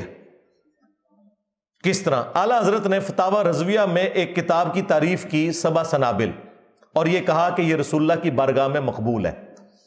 اس میں چشتی رسول اللہ نکل آیا. اگر اعلیٰ حضرت کو پتا تھا کہ اس میں چشتی رسول اللہ ہے تو تعریف کیوں کی؟ اور دوسری بات، وہ تو کہہ رہے ہیں رسول اللہ صلی اللہ علیہ وآلہ وسلم نے خواب میں آ کے بتایا کہ میری بارگاہ میں یہ مقبول ہے کتاب. تو کیا نعوذ باللہ نبی الاسلام کا علم غیب بھی جو تم نے عقیدہ کلیم کیا ہوا تھا وہ تو تم نے خود ہی ختم کر دیا؟ پھر چلیں بزرگوں کو نہیں پتا چلا، نبی الاسلام کو بھی نہیں پتا چلا کہ میں اس کتاب کی تعریف کر رہا ہوں جس کے اندر چشتی رسول اللہ لکھا ہوا ہے. اور پھر پیر میر علی شاہ صاحب نے تحقیق الحق فی کلمت الحق کتاب کے اندر انہوں نے چشتی رسول اللہ کو انڈورس کیا ہے، اور غلام احمد قادیانی دجال کو کہا کہ تو نہیں یہ دلیل پیش کر سکتا. یہ بزرگوں کی خاص حالت ہوتی ہے، ان کے لیے یہ بات ہے، تمہارے لیے یہ دلیل نہیں بن سکتی. مان کے گئے ہیں. ان لوگوں کے قلم کی سیاہی تو ابھی خشک نہیں ہوئی. گولڈا شریف میں قلمی نسخے پڑے ہوئے ہیں پیر میر علی شاہ صاحب کے. جی ہاں، بریلی شریف میں اعلیٰ حضرت کے قلمی نسخے پڑے ہوئے ہیں. تو یہ کیسے جان چھڑاؤ گے؟ اور سب سے بڑھ کر رسول اللہ پہ جھوٹ باندھا ہے تم نے کہا نبی الاسلام کی بارگاہ میں یہ کتاب مقبول ہے. اور بخاری مسلم دونوں میں حدیث ہے، مولا علی علیہ السلام کہتے ہیں کہ نبی الاسلام نے فرمایا تھا، دیکھنا میری طرف کوئی ایسی بات منسوب نہ کرنا جو میں نے نہیں فرمائی، ورنہ ایسا شخص اپنا مقام جہنم میں دیکھ لے. آپ اس کو معمولی سمجھ رہے ہیں؟ رسول اللہ کے اوپر جھوٹ باندھنا صلی اللہ علیہ وآلہ وسلم. بخاری مسلم میں یہ حدیث ہے، مولا علی علیہ السلام جنگ صفین سے جب واپس آ رہے تھے تو خوارج کے خلاف قتال کرنے کے لیے نہروان کی جانب جا رہے تھے. تو انہوں نے اپنے ساتھیوں کا موریل بلند کرنے کے لیے کہا، ایک حدیث انہوں نے بیان کرنی تھی، اور وہ حدیث تھی کہ مخلوق کے بہترین لوگ ہوں گے جو خوارج کو قتل کریں گے، کیونکہ خوارج کلمہ گو تھے، لمبی نمازیں تھیں. تو بعض صحابہ اکرام کو ہوا کہ اتنے حاجی نمازی لوگوں کے خلاف ہمیں قتال کرنا پڑ رہا ہے. تو پھر مولا علی نے ان کو سمجھایا کہ بھئی یہ اللہ کے نبی نے فرمایا تھا کہ تم اپنی نمازوں کو ان کے سامنے حقیر سمجھو گے، وہ قرآن پڑھیں گے لیکن حلق سے نیچے نہیں اترے گا. تو یہ حدیث بیان کرنے سے پہلے بخاری مسلم میں الفاظ ہیں کہ جنگ صفین سے واپسی پہ نہروان جاتے ہوئے مولا علی نے کہا کہ میں آسمان سے زمین پر گر پڑوں، مجھے یہ تو گوارا ہے، لیکن یہ گوارا نہیں کہ میں کوئی ایسی بات رسول اللہ کی طرف منسوب کروں جو میں نے خود اپنے کانوں سے نہ سنی ہو۔ اور پھر انہوں نے حدیث بیان کی کہ مخلوق کے بہترین لوگ ہوں گے جو خوارج کو قتل کریں گے۔ یعنی مولا علی یہ کہتے ہیں کہ اگر کوئی شخص آسمان سے زمین پر گر پڑے اور اس کے لاش کے ٹکڑے ٹکڑے ہو جائیں، یہ جو تکلیف ہے یہ چھوٹی تکلیف ہے۔ اس سے بڑی تکلیف یہ ہے کہ جو شخص رسول اللہ پہ جھوٹ منسوب کرے، حدیث کی شکل میں، خواب کی شکل میں، کسی بھی فارم میں، جو اسے عذاب ہونے والا ہے وہ اس سے بڑا عذاب ہے۔ تو اعلیٰ حضرت جب یہ فتاوی رضویہ میں لکھ رہے تھے کہ 7 سنابل کتاب رسول اللہ کی بارگاہ میں مقبول ہے، نبی علیہ السلام نے خواب میں زیارت کروائی ہے ایک بندے کو، تو انہیں خیال نہیں آیا کہ یہ کیا ہے۔ تو اعلیٰ حضرت صرف فارغ نہیں ہوئے ہیں، بلکہ وہ فتوے کی زد میں ہے کہ انہوں نے نبی اسلام کے اوپر بھی جھوٹ باندھا ہے، اور نبی صلی اللہ علیہ وآلہ وسلم کے علم غیب کے اوپر بھی حملہ کیا ہے۔ ہم رسول اللہ کے لیے علم غیب مانتے ہیں، جو رسول اللہ کے لیے علم غیب نہ مانے وہ گمراہ نہیں ہے، کافر ہے، لیکن فرق یہ ہے کہ جو اللہ بتاتا ہے۔ وَمَا كَانَ اللَّهُ لِيُطْلِعَكُمْ عَلَى الْغَيْبِ، تم عام لوگوں کی تو یہ شان ہی نہیں ہے کہ اللہ تعالیٰ انہیں غیب پر اطلاع دے۔ وَلَٰكِنَّ اللَّهَ يَجْتَبِي مِن رُّسُلِهِ مَن يَشَاءُ، بلکہ اللہ تعالیٰ چاہتا ہے اپنے رسولوں میں سے جسے چاہے چن لیتا ہے، ان کے اوپر غیب کھولتا ہے، انہیں غیب کی خبریں دیتا ہے، اور وہ آگے امتوں تک پہنچاتے ہیں۔ تو نبی اسلام کے اوپر بھی جھوٹ باندھا ہے۔ سیکنڈ لاسٹ علمی پوائنٹ نمبر 4، وہ لکھتے ہیں پس اگر ہماری ان گزارشات کے بعد کوئی ان پر کفر کے فتوے لگانے کے لیے بضد اور مصر رہے، ایویں خام خواہ، بھئی ہم ان پہ فتوے نہیں لگا رہے، عبارتوں پہ لگا رہے ہیں، بندے ہمارے سامنے موجود نہیں، ہم نے کیوں لگانے ہیں فتوے؟ جھوٹ بول رہے ہو ہم دردیاں لینے کے لیے۔ ہاں جب تم کہتے ہو نا کہ انہوں نے کہی ہے تو معرفت کی بات ہوگی، پھر ہم کہتے ہیں کہ ہاں اگر انہوں نے بھی کہی ہے نا تب بھی وہ بھی پھر گمراہ ہوئے۔ اور اس طریقے سے بات کرنا یہ کوئی عیب والی بات نہیں ہے، یہ ذہن میں رکھیے گا، اس میں کوئی گستاخی والا پہلو نہیں ہے۔ صحیح مسلم کے مقدمے میں امام مسلم لے کے آئے کہ حضرت علی کی وفات کے بعد ابن عباس نے حضرت علی کے کچھ فیصلے منگوائے جو خلیفۃ المسلمین کی حیثیت سے وہ کیا کرتے تھے کوفے میں جب وہ شفٹ ہو گئے تھے۔ تو حضرت ابن عباس وہ فتوے پڑھتے جاتے تھے اور کہتے تھے اللہ کی قسم علی نے یہ نہیں لکھا ہوگا، اللہ کی قسم علی نے یہ فیصلہ نہیں کیا ہوگا، اگر علی یہ فیصلہ کرتے تو علی بھی گمراہ ہو جاتے۔ افسوس انہوں نے ایک قیمتی علم کو ضائع کر دیا۔ یعنی ابن عباس کہہ رہے ہیں کہ حضرت علی کی شہادت کے بعد ان کی طرف لوگوں نے غلط عقائد منسوب کر دیے، ان کے نام سے فیصلے چھاپنے شروع کر دیے۔ اب وہ فیصلے پڑھتے جا رہے ہیں ابن عباس اور کہہ رہے ہیں کہ یہ علی نے نہیں کہا، علی یہ ایسا نہیں کر سکتے، اور پھر پتہ کیا بولا، اگر علی ایسا کرتے تو علی بھی گمراہ ہو جاتے۔ تو کیا گستاخی کر دی مولا علی کی؟ تو جب تم کہتے ہو نا تمہارے بزرگوں نے یہ بکواسیات ارشاد فرمائے ہیں، تمہارے کہنے پہ پھر ہم کہتے ہیں کہ ہاں اگر انہوں نے بھی کہے نا تو وہ بھی پھر گمراہ ہو گئے تھے۔ یہ کہتے ہیں انجینئر صاحب نے بزرگوں کو گمراہ کہتا۔ اس پر لازم ہے کہ پہلے کوئی قطعی دلیل پیش کرے کہ یہ عبارت خود ان مصنفین کی تحریر کردہ ہے اور ان کتابوں کی تحسین کرنے والے اس الحاقی عبارت پر مطلع تھے۔ اگر ایسا نہ کرے تو اس پر لازم ہے کہ شر انگیزی بند کرے۔ ان کتابوں کے ناشرین پر بھی لازم ہے کہ اس طرح کی تحریف شدہ عبارتوں کو ان کتابوں سے نکال دیں۔ دیکھیں پورے فتوے 4 صفحوں کے فتوے میں صرف ایک لائن آئی ہے پرنٹ کرنے والوں کے بارے میں، باقی سارا غصہ میرے پہ نکال رہے ہیں کہ تو کیوں دسیا کہ گند لکھے ہے۔ اونٹ صفائی کراؤ نا، صفائی والوں کو کچھ نہیں کہہ رہے، یہ فتویٰ ان پہ بھی آنا چاہیے تھا، چلو اب دے دو۔ اور دوسرا ادھر یہ ساتھ لکھو کہ ہم پھر ٹی ایل پی والوں سے اور باقی اپنی سنی تحریک سے اور باقی جماعتوں سے، دعوت اسلامی سے یہ اپیل کرتے ہیں کہ انجینئر صاحب کے شر سے امت کو بچانے کی خاطر آپ لوگ سارے کے سارے داتا دربار، پیر مکی دربار، بر امام اور اسی طریقے سے بہاول ملتانی اور وہ کراچی میں جو بزرگ عبداللہ شاہ غازی، ان ساروں کے مزارات پہ آپ اس وقت تک دھرنا دیے رکھیں جب تک کہ یہاں سے ہیروین چرس کے اڈے ختم نہیں ہو جاتے، بدکاری کے اڈے جو یہاں پہ کھلے ہیں وہ ختم نہیں ہو جاتے، اور جب تک ان بزرگوں کی جو کتابیں پرنٹ کرنے والے لوگ ہیں ان کتابوں سے یہ ساری کفریات نہیں نکال دیتے، ان مکتبوں کے باہر بھی جا کے دھرنے دیں، نہ علی نہ دی کھوتی مار جائے گی، یہ صرف اسلام آباد ہی آ سکتے تھے۔ یہ بابا جی زندہ تھے 2017 میں. میرا کلپ ایک ہفتے میں 7 لاکھ کراس کر گیا تھا, جس میں نے کشف المحجوب کی باتیں بتائی تھی, اور بابے کو پتا تھا لکھا ہے, وہ جان بوجھ کے خاموش رہا. پھر تنگ آ کے ایک دفعہ بولا, او ایک منڈا ہے نیٹ اتے ہوندا ہے, وہ کہندا ہے جی لبیکا پڑھیا کرو, ساڈی مرضی اسی جو بھی پڑھیے. وہ کوئی ایک بندہ سنا وہ نیٹ پر وہ کہتا رہتا تھا مولوی خادم کو لبیک کسی کا نہیں پتا, وہ بھی کوئی تھا, تو میں نے کہتے اس کو جواب دو لبیک پر وقف کیوں کرتے ہیں؟ میں کاسی کر رہے ہیں, وقف ایسی کیتا ہے تیرے ڈیڈے کیڑا پر وقف کیسی کیتا, کہنا لبیک کا ہونا چاہیے. میں کہ تو کا پڑھتا رہو اسی کا لبیک پڑھ دینا. اچھا پتہ تھا کہ غلط پڑھ رہے ہیں. میں نے کہا تھا یہ لبیک یا رسول اللہ نعرہ غلط ہے, نعرہ ہے لبیک کا یا رسول اللہ. لبیک پہ یا تو وقف کریں اور پھر وہ لادہ پڑھیں, لیکن اگر کنٹینیوس پڑھیں گے تو لبیک کا یا رسول اللہ بنے گا. انہیں یہ پتا تھا کہ یہ عبارتیں دکھا رہا ہے, خاموش رہے. 7 لاکھ لوگوں نے ایک ہفتے میں کلپ دیکھا, وہ 2017 میں. جواب تو کوئی نہیں آیا. پہلا مرڈر اٹیمپٹ کرنے والا بندہ آ گیا 28 اکتوبر 2017 کو. اس وقت سے ابھی تک 5 بندے آ چکے ہیں, جواب نہیں آ رہا. یہ فتویٰ تو اب آیا, وہ بھی میں نے آپ کو بتایا کہ یہ تو 1% کام ہے, ابھی بہت کام باقی ہے. پھر ساتھ لکھتے ہیں, البتہ اگر خواب میں کسی کے ذہن میں اس طرح کے کلمات آئے ہوں تو اس پر شرعی احکام عائد نہیں ہوتے, جیسا کہ کوئی شخص اپنی بیوی کو طلاق دے دے, کیونکہ رسول اللہ صلی اللہ علیہ وآلہ وسلم کا فرمان ہے. یہ فرمان جو ہے وہ بخاری میں بھی موجود ہے تعلیقاً. جب حضرت عمر نے ایک پاگل مجنون شخص کے اوپر ہاتھ جاری کر دی تو مولا علی علیہ السلام نے ان کو روکا اور کہا کہ 3 لوگوں سے اللہ تعالیٰ نے اپنا قلم اٹھا لیا ہے امیر المومنین. ایک وہ شخص جو کہ سویا ہوا ہے جب تک کہ بیدار نہ ہو جائے, دوسرا جو نابالغ ہے جب تک کہ بالغ نہ ہو جائے, اور تیسرا جو مجنون ہے پاگل. اور یہ حدیث جامعہ ترمذی میں, سنن ابن ماجہ میں مرفوعاً بھی نبی علیہ السلام سے مولا علی نے روایت کی ہے.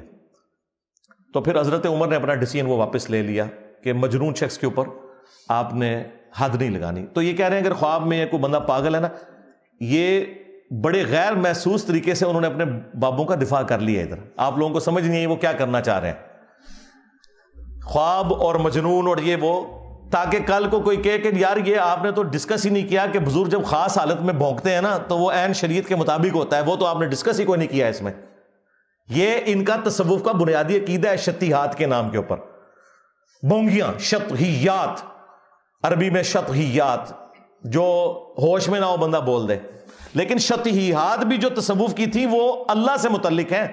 سبحانی ما اعظم شأنی جو بایزید بستامی کہتا تھا, یا انا الحق منصور الحاج نے کہا, وہ کہتے ہیں وہ اللہ کے لیے دیوانگی تھی. ان پہ فتویٰ نہیں آتا لیکن کہتے ہیں با خدا دیوانہ باش, با محمد ہوشیار. وہ کہتے ہیں محمد کے لیے اگر یہ دیوانگی دکھاتے صلی اللہ علیہ وآلہ وسلم, پھر ہم شتیات کے کھاتے میں نہیں مانتے. تو میں تو جتنی باتیں کر رہا ہوں وہ سب کی سب با محمد ہوشیار والی ہیں, میں با خدا دیوانہ باش والی تو بات ہی نہیں کر رہا ہوں فی الحال. تو اس میں یہ پھر سہارا لیتے ہیں کہ وہ بزرگ خاص حالت میں ہوتے ہیں, مجنون ہوتے ہیں. آپ کو پتا انہوں نے کیا بتایا ہوا ہے کہ اگر کوئی شخص جھوٹی موٹی بھی قادیانی لکھ کے جرمنی چلا جائے تو وہ کافر ہو جائے گا, نکاح بھی ٹوٹ گیا, بیعت بھی ٹوٹ گئی, تجدید ایمان کرے گا. اور اپنے بزرگوں کے بارے میں یہ لوگ کہتے ہیں کہ جی وہ خاص حالت میں اس طرح کی چیزیں بول دیتے تھے, ان کے اوپر شرعی گرفت نہیں ہوگی. کلمات تو کفر ہے لیکن ان کے اوپر گرفت نہیں ہوگی. اچھا ایک طرف یہ کہتے ہیں گرفت نہیں ہوگی, دوسری طرف کہتے ہیں کتابوں میں کسی نے داخل کر دی ہیں. ایک جگہ کھڑے نہیں ہوتے. اصل میں ان کا دل نہیں مان رہا, ان کا دل نہیں مان رہا کہ ہم اپنے بزرگوں کی غلطی کو اس اعتبار سے ایکسیپٹ کر لیں کہ ان سے یہ مس ہینڈلنگ ہوئی ہے. اس لیے مناظروں میں جا کے دفاع کرتے ہیں, اور جب اب یہ برا وقت آیا میری وجہ سے تو اب آپ دیکھیں ان لوگوں نے یہ کہنا شروع کر دیے, بعد میں کسی نے داخل کر لیا. اور ساتھ پھر یہ بھی لکھ رہے ہیں کہ وہ اگر خواب میں ہو جائے یا کوئی مجنون شخص ہے اس سے تو یہ قلم اٹھا ہوا ہے. ساتھ وہ تھوڑا سا وہ راستہ بھی چھوڑ دیا کہ تاکہ بزرگوں کے حوالے سے کوئی عبارت آئے تو پھر ہم یہ حدیث بھی کوٹ کر سکتے ہیں. ان کے پاس جو اپنے بزرگوں کی شتیہات کو بچانے کے لیے جو جھوٹے دلائل انہوں نے گھڑے ہوئے ہیں نا, حدیثیں تو درست ہیں, اس سے جو رزلٹ انہوں نے اپنے بزرگوں کے حق میں نکالے ہیں وہ بالکل فراڈ ہے. ان میں سے ایک حدیث یہی تھی جو بخاری میں ہے اور جامعہ ترمذی میں کہ 3 لوگوں سے قلم اٹھ گیا. تو پھر میں اس پہ کہتا ہوں کہ ٹھیک ہے, اگر تم مجنون سمجھتے ہو تو اپنے بزرگوں کو پاگل ڈکلیئر کرو, پاگل ڈکلیئر کرو. ہم فتویٰ اٹھا لیں گے. ظاہر ہے پھر پاگل ہوں گے، بزرگ نہیں ہوں گے، یہ ذہن میں رکھیے گا. کیونکہ حضرت ابوبکر، عمر، عثمان و علی تو مجذوب نہیں ہوئے، وہ تو مجنون نہیں ہوئے. ان سے زیادہ کسی کو عشق رسول نہیں تھا، ان سے زیادہ کسی کو اللہ تعالیٰ سے محبت نہیں تھی صلی اللہ علیہ وآلہ وسلم ورضی اللہ عنہم اجمعین وعلیہم السلام اجمعین. ایک یہ سب سے بڑی دلیل یہ پیش کرتے تھے، بالکل فراڈ کرتے ہیں. دوسری دلیل ان کے پاس وہ مسلم شریف کی حدیث ہے جو ایک توبہ کرنے والے شخص کی مثال نبی علیہ السلام نے بیان کی کہ اس کی سواری پہ اس کا سامان لدا ہوا تھا، اچانک سواری غائب ہو گئی، وہ اپنی موت کا انتظار کرنا شروع ہو گیا. تھوڑی دیر بعد سواری کہیں سے آ گئی تو اسے دوبارہ زندگی نہیں ملی، کیونکہ ریگستان میں سواری گم جائے سامان کی لدی ہوئی تو پھر تو موت ہے، کیونکہ کئی ہفتے تک نہ کوئی پانی کا کنواں آتا ہے نہ کوئی کھانے پینے کی چیز. تو وہ اتنا خوش ہوا کہ خوشی کی شدت میں اس نے اللہ تعالیٰ سے کہنا تو یہ تھا کہ اے اللہ میں تیرا بندہ، تو میرا رب. اس کی زبان لڑکھڑا گئی اور اس کی زبان سے نکل گیا اے اللہ تو میرا بندہ، میں تیرا رب. اور آگے پتہ کیا الفاظ ہے؟ من شدت الفرح، خوشی کی شدت کی وجہ سے زبان لڑکھڑا گئی. تو وہ اس نے کہا، یہ نہیں ہے کہ اس نے کہا کہ بیٹا پڑھ چشتی رسول اللہ تو میں تجھے مرید کر لوں گا، یہ نہیں ہے اس میں. تو یہاں سے ہی دلیل لیتے تھے اور یہ آج تک دفاع کرتے ہیں. ان کے پرانے مناظرے رکھے ہوئے ہیں، اس کے اندر ان لوگوں نے دفاع کیے ہوئے. یہ اب آ کے اب یہ مفتی صاحب کی وجہ سے یہ تھوڑے بیک فوٹ پہ چلے گئے ہیں، لہذا پھر آج وہ نہیں بنتا کہ چشتی چاچو تیری چاچی گئی. وہ میں اس لیے نہیں کہہ رہا کہ وہ کہیں گے جی اب دیکھیں چشتی چاچو سے تو چشتی ہم نے نکال دیا تو پھر انجینئر صاحب مذاق اڑا رہے ہیں. نہیں، آج ہم اس کو نہیں کریں گے. لیکن اگر آپ لوگوں نے یہ باقی ساری عبارتوں کو بھی تختہ مشق نہ بنایا تو ظاہر ہے پھر چشتی چاچو تیری چاچی گئی یہ بار بار ریپیٹ ہوگا، یہ میں بتا دوں، یہ ذہن میں رکھیے گا. بہرحال وہ پرانی ویڈیوز میں جس کو شوق ہے وہ دیکھ لے ادھر. اچھا، تیسری دلیل ان کے پاس ہوتی تھی کتابیں بدل گئی. وہ میں نے آپ کو پہلے ہی بتا دیا، کتابیں انجینئر صاحب کے آنے کے بعد بدلی ہیں. پہلے نہیں سی انہوں پتا، نہ ان کے بزرگوں کو پتا تھا کتابیں بدل گئی. اور یہ دھرنے جا کے ان کتابیں پرنٹ کرنے والوں کے خلاف نہیں دیتے، ادھر جا کے احتجاج نہیں کرتے ہیں اپنے بزرگوں کے مزارات پہ اور پرنٹنگ پریس کے اوپر، ہمارے اوپر چڑھنے کے لیے آ جاتے ہیں. یہ تین ہی ان کے دلائل ہیں. مجنون والی حدیث بخاری کی، مسلم کی من شدت الفرح والی، اور تیسری جی یہ کتابیں بدل گئی ہیں. علمی پوائنٹ نمبر 5 آخری پوائنٹ ہے، بالکل فتوے کے اینڈ کے اوپر جا کے وہ لکھتے ہیں کنکلوڈ کرتے ہوئے، جس کے اینڈ پہ انہوں نے سگنیچر بھی کیے ہیں مفتی صاحب نے، اور 14 مزید علماء ہیں ان کے سگنیچرز موجود ہیں. اہل سنت والجماعت کے ایک سکھ عالم دین مفتی شریف الحق امجدی المتوفا 1421 ہجری نے 1415 ہجری کو یعنی آج سے 30 سال قبل اس عبارت کے بارے میں تفصیلی رد کر کے اس کو الحاقی قرار دے چکے ہیں. اور اس طریقے سے انہوں نے لکھا ہے کہ فتاوی جو شارح بخاری ہیں اس پر بھی تفصیلی نوٹ موجود ہیں. لیکن اس دور میں چند جو جدید قسم کے لوگ ہیں کمال بے حیائی سے اہل سنت و جماعت پر الزام لگا رہے ہیں کہ کسی سنی عالم نے اس عبارت کا رد نہیں کیا. تو ایسے لوگوں پہ یہ حدیث صادق آتی ہے کہ اگر تجھ میں حیا نہیں تو جو مرضی کر. یہ بخاری کی حدیث انہوں نے میرے اوپر لگائی ہے کہ یہ خام خواہ ہمارے بزرگوں نے تو 30 سال پہلے چشتی رسول اللہ کے اوپر فتویٰ دیا تھا، تو سرکار یہ نیا فتویٰ لکھنے کی کیا ضرورت ہے؟ وہ پرانا ہی چھاپ دینا تھا. ہاں کتنے آؤ فتویٰ، ہاں کہانیاں کران دے لوگوں. اور سب سے بڑھ کر 30 سال پہلے فتویٰ تھا، 12 سال پہلے بیٹھ کے تمہارا ایک مفتی وہابیوں کے ساتھ چشتی رسول اللہ کے اوپر دفاع کر رہا ہے.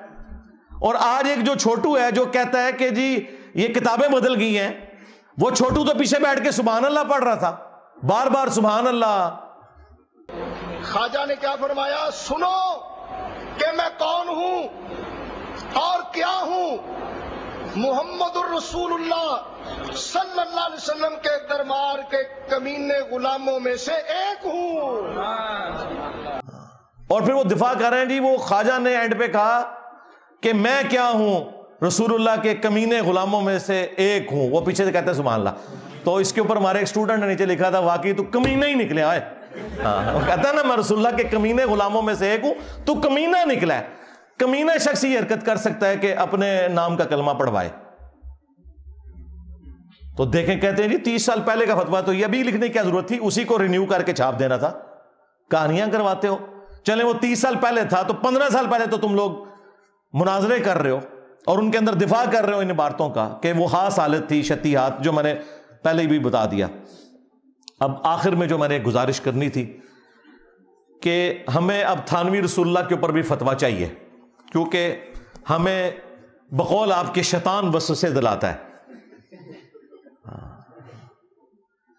کہ تھانوی رسول اللہ کے بارے میں آپ لوگ خاموش ہو چکے ہیں. اس کی وجہ یہ ہے کہ یہ چاہتے ہیں کہ ہم دیوبندیوں کو اپنے ساتھ ملا کے نا انجینئر صاحب کے خلاف، ظاہر ہے وہ کہتے ہیں جی اس وقت تو غم ہمارا اکٹھا ہے، تو ہم انجینئر کے خلاف چونکہ ہم نے ایک محاذ کھڑا کرنا ہے تو اہل حدیثوں کو بھی ساتھ ملانا. میں اگلے دن ایک بریلوی عالم کو سن رہا، وہ کہتا ہے کہ جی میں سلام پیش کرتا ہوں ان 2 اہل حدیث علماء کو. واہ واہ. اعلیٰ حضرت نے تو فتاوی رضویہ میں لکھا ہوا ہے کہ جو کسی وہابی کے سلام کا جواب دے تو اس کا بھی نکاح ٹوٹ جاتا ہے، تجدید ایمان کرے گا. تو سلام پیش کرنا ہے، او مولوی تیری زنانی گئی. جڑا کہہ رہا میں سلام پیش کرتا ہوں، سلام تو پیش کیتا تیری زنانی گئی بقول اعلیٰ حضرت ہے. جا بھائی تو تے پہلے نکاح جا کے دوبارہ کر. بیعت بھی گئی، ایمان بھی گیا. ہاں یہ پچھلے دنوں کہیں اویس رضا قادری صاحب نے صرف ہاتھ ملایا ایک ایئرپورٹ کے اوپر ایک دیوبندی عالم سے، ویل چیئر کے اوپر تھا ایک بوڑھے ذوالفقار نقشبندی صاحب. اب وہ انجینئر بھی ہیں، عالم بھی ہیں. یہ وہ جو کہتا ہے نا وہ ایک مفتی ان کا دیوبندیوں کا، یہ اس کے پیر صاحب ہیں. الیاس گھمن صاحب کے بھی پیر صاحب ہیں، پیر ذوالفقار نقشبندی صاحب. ان سے کہیں سلام لے لیا اور خوشگوار موڈ میں انہوں نے کوئی گفتگو کی ہے، وہ کسی نے تصویر کھینچ کے نیٹ پہ چڑھا دی ہے تو لوگوں نے ہنگامہ کھڑا کر دیا جی کہ یہ بد مذہب سے ملے ہیں، اور اعلیٰ حضرت نے تو کہا ہے کہ وہ اس کا ایمان ہی خراب ہے. تو اب وہ چمچے آ کے دفاع کر رہے ہیں کہ وہ آپ کو نہیں پتا، ہو سکتا ہے وہ ان کو سمجھا رہے ہوں. ٹھیک ہے، آپ کو کیا گارنٹی ہے کہ واقعی انہوں نے سلام ہی ان کو کہا ہو؟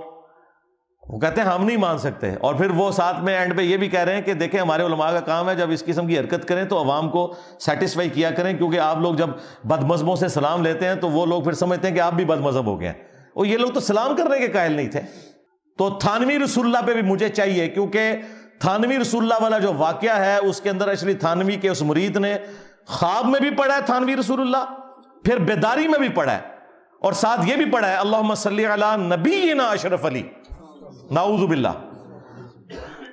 وہ کہتے ہیں جی بیچارہ اپنی ہوش میں نہیں تھا. ہم کہتے ہیں ٹھیک ہے وہ مجنون کی کیٹیگری میں آ گیا، لیکن بابا تو ہوش میں تھا. بابے کو جب خط لکھا اس نے کہا کوئی مسئلہ نہیں، اس میں تسلی تھی کہ تیرا پیر متبع سنت ہے، یعنی اشلی تھانوی تیرا پیر متبع سنت ہے، اس لیے تو نے اس کے نام کا کلمہ پڑھا ہے.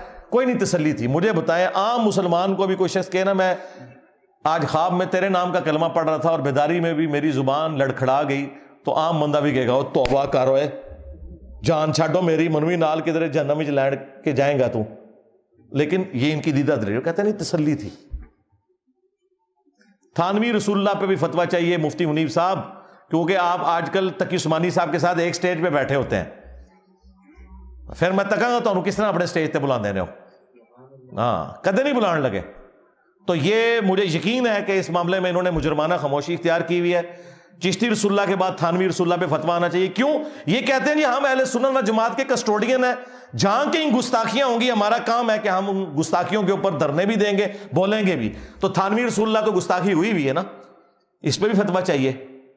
جی وہ پہلے ہمارے بزرگوں نے کہا تھا، پہلے تو آپ کہہ رہے ہیں کہ اس معاملے میں بھی کہا ہوا تھا تو دوبارہ فتوے کی ضرورت پڑی نا. اب ہماری ڈیمانڈ ہے کہ تھانوی رسول اللہ پہ بھی ہمیں فتویٰ چاہیے. اس کے بعد جو باقی جو کفریات ہیں آپ کی کتابوں میں، کشف المحجوب کے اندر جو بایزید بستامی کے سکر کو ثابت کرنے کے لیے اور جنید بغدادی کے صحف کو ثابت کرنے کے لیے حضرت داؤد علیہ السلام کے اوپر ایک جھوٹ باندھا کشف المحجوب کے اندر، چلیں بزرگوں نے نہیں باندھا ہوگا، تبدیلی ہو گئی. تبدیلی کو نہیں، انہوں نے یہ تبدیلی مند ہے، ذہن میں رکھیے گا. یہ دفاع کرتے ہیں کہ جی حضرت داؤد علیہ السلام کی بھی ایک دفعہ اپنی ایک صحابی کی بیوی اوریا کے اوپر، جو اوریا نام کا ایک صحابی تھا، اس کی بیوی کے اوپر نگاہ پڑی اور اس کو جنگ میں آگے بھیج کے قتل کروا دیا اور خود اس کی عورت سے شادی کر لی. وہ تورات کے اندر ایک جھوٹا واقعہ جو بعد میں کسی نے داخل کر دیا تھا، اس کو انہوں نے نہ صرف نقل کیا بلکہ اس سے انہوں نے رزلٹ نکالا اور کہا کہ جنید بغدادی کا صحف یہاں سے ثابت ہوتا ہے اور راب بایزید بستامی کا سکر تو وہ اس سے ثابت ہوتا ہے کہ ہمارے نبی کی بھی ایک دفعہ ایک نگاہ پڑ گئی تھی اپنے صحابی زید ابن حارثہ کی بیوی زینب کے اوپر، اور بعد میں وہ نبی علیہ السلام کی بیوی بن گئی، نعوذ باللہ. بازید کو بچانے کی خاطر انہوں نے نبی علیہ السلام کو تختہ مشق بنایا. اس کے اوپر بھی فتویٰ چاہیے. یہ اس سے زیادہ سویر مسئلہ ہے. تم لوگ کیا سمجھتے ہو کہ ایک فتویٰ نکال کے اپنے باقی بزرگوں کی کتابوں کو بچا جاؤ گے؟ نا، بالکل ایسا نہیں ہوئے گا. یہ کشف المحجوب کی ان عبارتوں کے اوپر فتوے چاہیے کفر کے، ان کی پرنٹنگ بھی بند کروائیں. پھر تذکرۃ الاولیاء میں جو بایزید بستامی کا دعویٰ لکھا ہے، لوائی اعظم من لوائی محمد، میرا جھنڈا محمد کے جھنڈے سے بھی بڑا ہوگا اور محمد اور تمام انبیاء قیامت کے دن میرے جھنڈے کے نیچے ہوں گے. نعوذ باللہ من ذالک. جی اللہ بول رہا سی، اللہ تو نبی کے منہ سے نہیں بولتا. ہاں، وما ينطق عن الهوى ان هو الا وحی یوحى. نبی خواہش نفس سے کچھ نہیں کہتے، وہ کہتے ہیں جو اللہ ان کو وحی کرتا ہے. تم لوگوں نے یہ نبی الاسلام کے بارے میں جو چیز ثابت نہیں تھی اپنے بابوں کے بارے میں کر دی. خیر، ان واقعات کی میں نے انجینئرنگ کئی دفعہ کی ہے. یہ بھی جو مفتی حنیف قریشی صاحب حافظہ اللہ تعالیٰ نے جو ڈرامہ بازی کی تھی، اس کے اوپر میری تفصیلی ویڈیو ہے. آج وہ ٹائم نہیں، میں صرف عبارتیں بتا رہا ہوں کہ ان عبارتوں کے اوپر ہمیں فتوے چاہیے. پھر کشف المحجوب اور تذکرۃ الاولیاء دونوں کے اندر لکھا ہے کہ امام ابو حنیفہ رحمۃ اللہ علیہ نے ایک خواب دیکھا کہ نبی الاسلام کی قبر میں اتر کے وہ آپ کی ہڈیاں چن رہے ہیں، بعض کو بعض سے الگ کر رہے ہیں. نعوذ باللہ. اگر اس کے بعد لکھا ہوتا ہے یہ شیطانی خواب ہے، ہم مان لیتے ہیں. وہ کہتے ہیں فضیلت ہے، اس میں آپ کو بشارت دی گئی تھی کہ نبی الاسلام کی سنتوں کو جمع کریں گے. سرکار وہ کتاب کتنے ہے جتنے سنتا جمع ہوئی ہیں نے؟ امام بخاری نے اگر سنتیں جمع کی ہیں، سرکار یہ ہمارے بابا بخاری کی کتاب پڑھی ہوئی ہے. ہم ان بابوں کو مانتے ہیں جو کتابوں کو مانتے ہیں.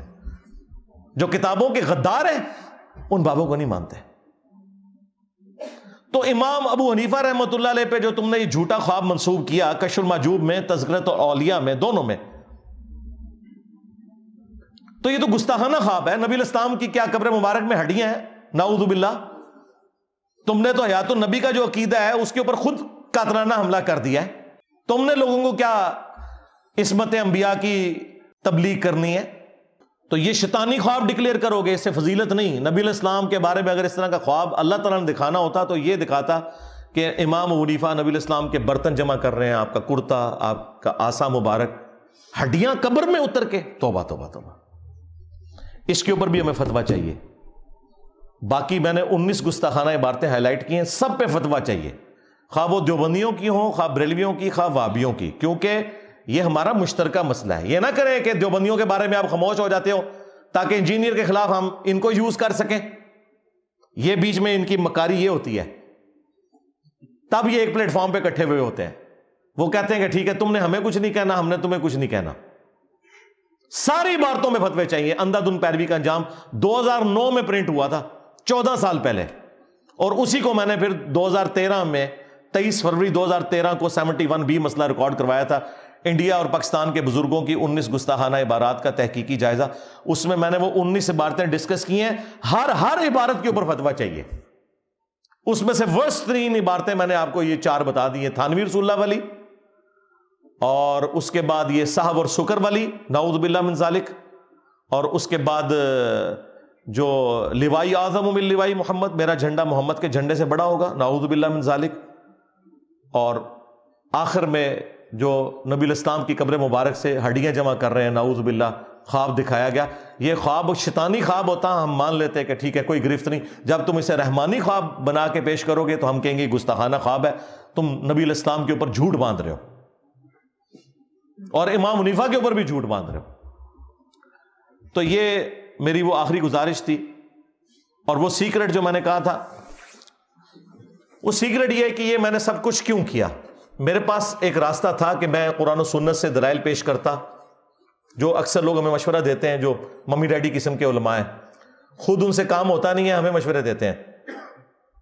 ان کے بڑوں سے بھی کوئی کام نہیں ہوا، ان سے بیچاروں سے کیا کام ہونا تھا توحید کا. وہ جی بس آپ چھوڑ دیں، ان بزرگوں کو کچھ نہ کہا کریں. بھائی بزرگوں کی آکاس بیل ان درختوں پہ لگی ہوئی ہے. جب تک آکاس بیل کو آپ اس درخت سے نہیں اتاریں گے، جو آپ درخت کو خوراک دیں گے وہ کبھی بھی درخت کو نہیں پہنچے گی، بلکہ وہ آکاس بیل جو ہے وہ درخت کے تنے کو بھی خشک کر دیتی ہے. یہ بزرگوں کی آکاس بیل ہے جس کو میں نے اتارا. اس کو اتارنے کے لیے اگر میں قرآن و سنت کا صرف راستہ اختیار کرتا، انہوں نے پتہ کیا کہنا تھا، او جی بخاری مسلم تو سلطان بہو نے بھی پڑھی ہوئی تھی، قرآن سلطان بہو کو نہیں آتا تھا، تم کہتے ہو ایاک نعبد و ایاک نستعین، تو پھر سلطان بہو نے کیوں کہا سن فریاد پیراں دیا پیرا میری فریاد سنی کن تر کے ہو، بیڑا میرا وچ کھپراں دے جتھے مچ بھی نہ بیندے ڈردے ہو. تو یہ سلطان بہو پھر کیوں عبد القادر جیلانی سے مدد مانگتے رہے؟ انہیں نہیں تھا پتا کہ قرآن میں یہ لکھا ہوا ہے. اب آپ اگر یہ کہیں کہ بھئی ان کو نہیں پتا تھا، کہیں گے اوہ توبہ توبہ توبہ توبہ توبہ، یہی کہیں گے نا، یہ بھی نہیں کہہ سکتے. اگر آپ کہیں کہ نہیں ان کو کم پتا تھا مجھے زیادہ پتا تھا، کہیں گے دیکھیں کتنا تکبر کر رہا ہے ان کو. تو اس کا حل پتہ کیا تھا؟ باپے فارغ کرتے ہو. چشتی رسول اللہ، تھانوی رسول اللہ، صاحب اور سکر کی عبارت، لیوائی اعظم من لیوائی محمد، یہ ساری باتیں اتنی بار کھرچو کہ کینسر بنا دو. یہ میری دعوت کا سیکرٹ ہے جسے میں نے انجینئر کی ڈاکٹرن کا نام دیا. ہاں، اور دیکھو انجینئر دی ڈاکٹرن کام کر گئی ہے. بڑے بڑے مواحد آئے بچارے ناکام ہو کے دنیا تو گئے، گانا کھا کے گئے، کام کوئی نہیں ہویا. میں نے یہ دیکھے جس طریقے سے یہ میں نے اس کی دوائی اینٹی وینم تیار کیا جسے میں پھکی کہتا ہوں، الزامی جواب، ان کی گستاخانہ عبارتیں انہی کی کتابوں سے نکالی، کیونکہ ان کا یہ گمان تھا اور ان کا یہ زوم تھا کہ ہمارے بزرگ گستاخ نہیں تھے، باقی سارے گستاخ ہیں. میں نے ان کی کتابوں سے ان کو الٹ دیا اللہ کے فضل سے. ہاں اب دیکھیں، اب ان کو قرآن بھی سمجھ آ رہا ہے، بخاری بھی سمجھ آ رہی ہے، مسلم بھی سمجھ آ رہی ہے. کیوں؟ میں نے ان کا دماغ صاف کر دیا، عکاس بیل اتار دیا کہ یار بزرگ تو اتنی کتابوں میں لکھ کے گئے ہیں. کہتے ہیں نہیں بزرگ تو نہیں لکھ کے گئے، بعد میں تبدیل ہو گئی ہے. یہ بھی بہت بڑی کامیابی ہے کہ مان گئے ہیں کہ بزرگوں کی کتابیں محفوظ نہیں ہیں. مطلب کیا ہے پتہ ہے اس کا مطلب کیا ہے؟ کہ آندہ سے بزرگوں کی کتابوں سے دین نہیں حاصل کرنا، دین قرآن و سنت سے حاصل کرنا ہے. سرکار یہی تو ہم کہہ رہے ہیں، مرنے سے پہلے اے مسلمان کر لے اس پہ غور، کتابوں کا خدا اور ہے، بابوں کا خدا اور، کتابوں کا پیمبر اور ہے، بابوں کا پیمبر اور، کتابوں کا دین اور ہے، بابوں کا دین اور. اگرچہ وہ بابے بھی اسی نبی کو، اسی کتاب کو، اسی سنت کو مانتے تھے، اسی اللہ کو مانتے تھے، لیکن ان کوالٹیز کے ساتھ نہیں جو کتابوں میں آئی ہیں، بلکہ ان کوالٹیز کے ساتھ جو ان کے بابوں نے سکھائی ہیں. تو یہ وہ ہمارا سیکرٹ تھا اور اللہ کے فضل سے وہ کام کر گیا. اب الحمدللہ ہمارا یہ جو دعوت کا کام ہے یہ ٹیک آف پوزیشن سے اوپر اب ہوا میں چلا گیا. یہ پہلے زمین پہ تھا، اب انہوں نے ہمیں پاور کے طور پر تسلیم کر لیا. ہماری وجہ سے ہی ہوا ہے. دیوبندی نہیں ان سے چشتی رسول اللہ پہ فتویٰ دلوا سکے، اہل حدیث نہیں دلوا سکے، شیعہ نہیں دلوا سکے. الٹا مناظروں میں یہ لوگ دفاع کرتے رہے اور وہ چھوٹو پیچھے بیٹھ کے سبحان اللہ پڑھتا رہا. خواجہ نے کیا فرمایا؟ سنو کہ میں کون ہوں اور کیا ہوں. محمد الرسول اللہ صلی اللہ علیہ وسلم کے دربار کے کمینے غلاموں میں سے ایک ہوں، کمینے غلاموں میں سے ایک ہوں،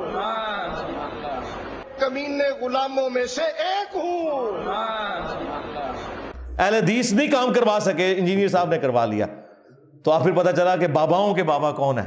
ہاں، اور یہ تفنن کے طور پہ. ہم یہ بھی نہیں کہتے کہ آپ ہمیں مجدد مانیں کہ جو کام اور نہیں کر سکے، اعلیٰ حضرت کے نامکمل مشن کی تکمیل الیاس قادری صاحب نہیں کر سکے. ٹھیک ہے، انجینئر صاحب نے آ کے حسام الحرمین کا اگلا ورژن نکال دیا، حسام الحرمین پارٹ 2. اعلیٰ حضرت انجینئر محمد علی مرزا. ایک یہ ہمارے اسٹوڈنٹ نے نیچے لکھا تھا، نیو اعلیٰ حضرت انجینئر محمد علی مرزا. اور یہ سب کچھ تفنن کے طور پہ کہہ رہا ہوں. میرا کیا لینا دینا میرے بھائی اس طرح کی چیزوں سے. ہم تو اپنے نام کے ساتھ بھی حافظہ اللہ بھی نہیں کبھی خود لکھتے، نہ کسی اسٹوڈنٹ کو کہا کہ اس طریقے سے ساتھ دمیں لمبی لمبی کوئی لگانی ہے. حالانکہ یہ دعائیہ کلمات ہیں، کہہ سکتے ہیں، کسی کو بھی کہہ سکتے ہیں.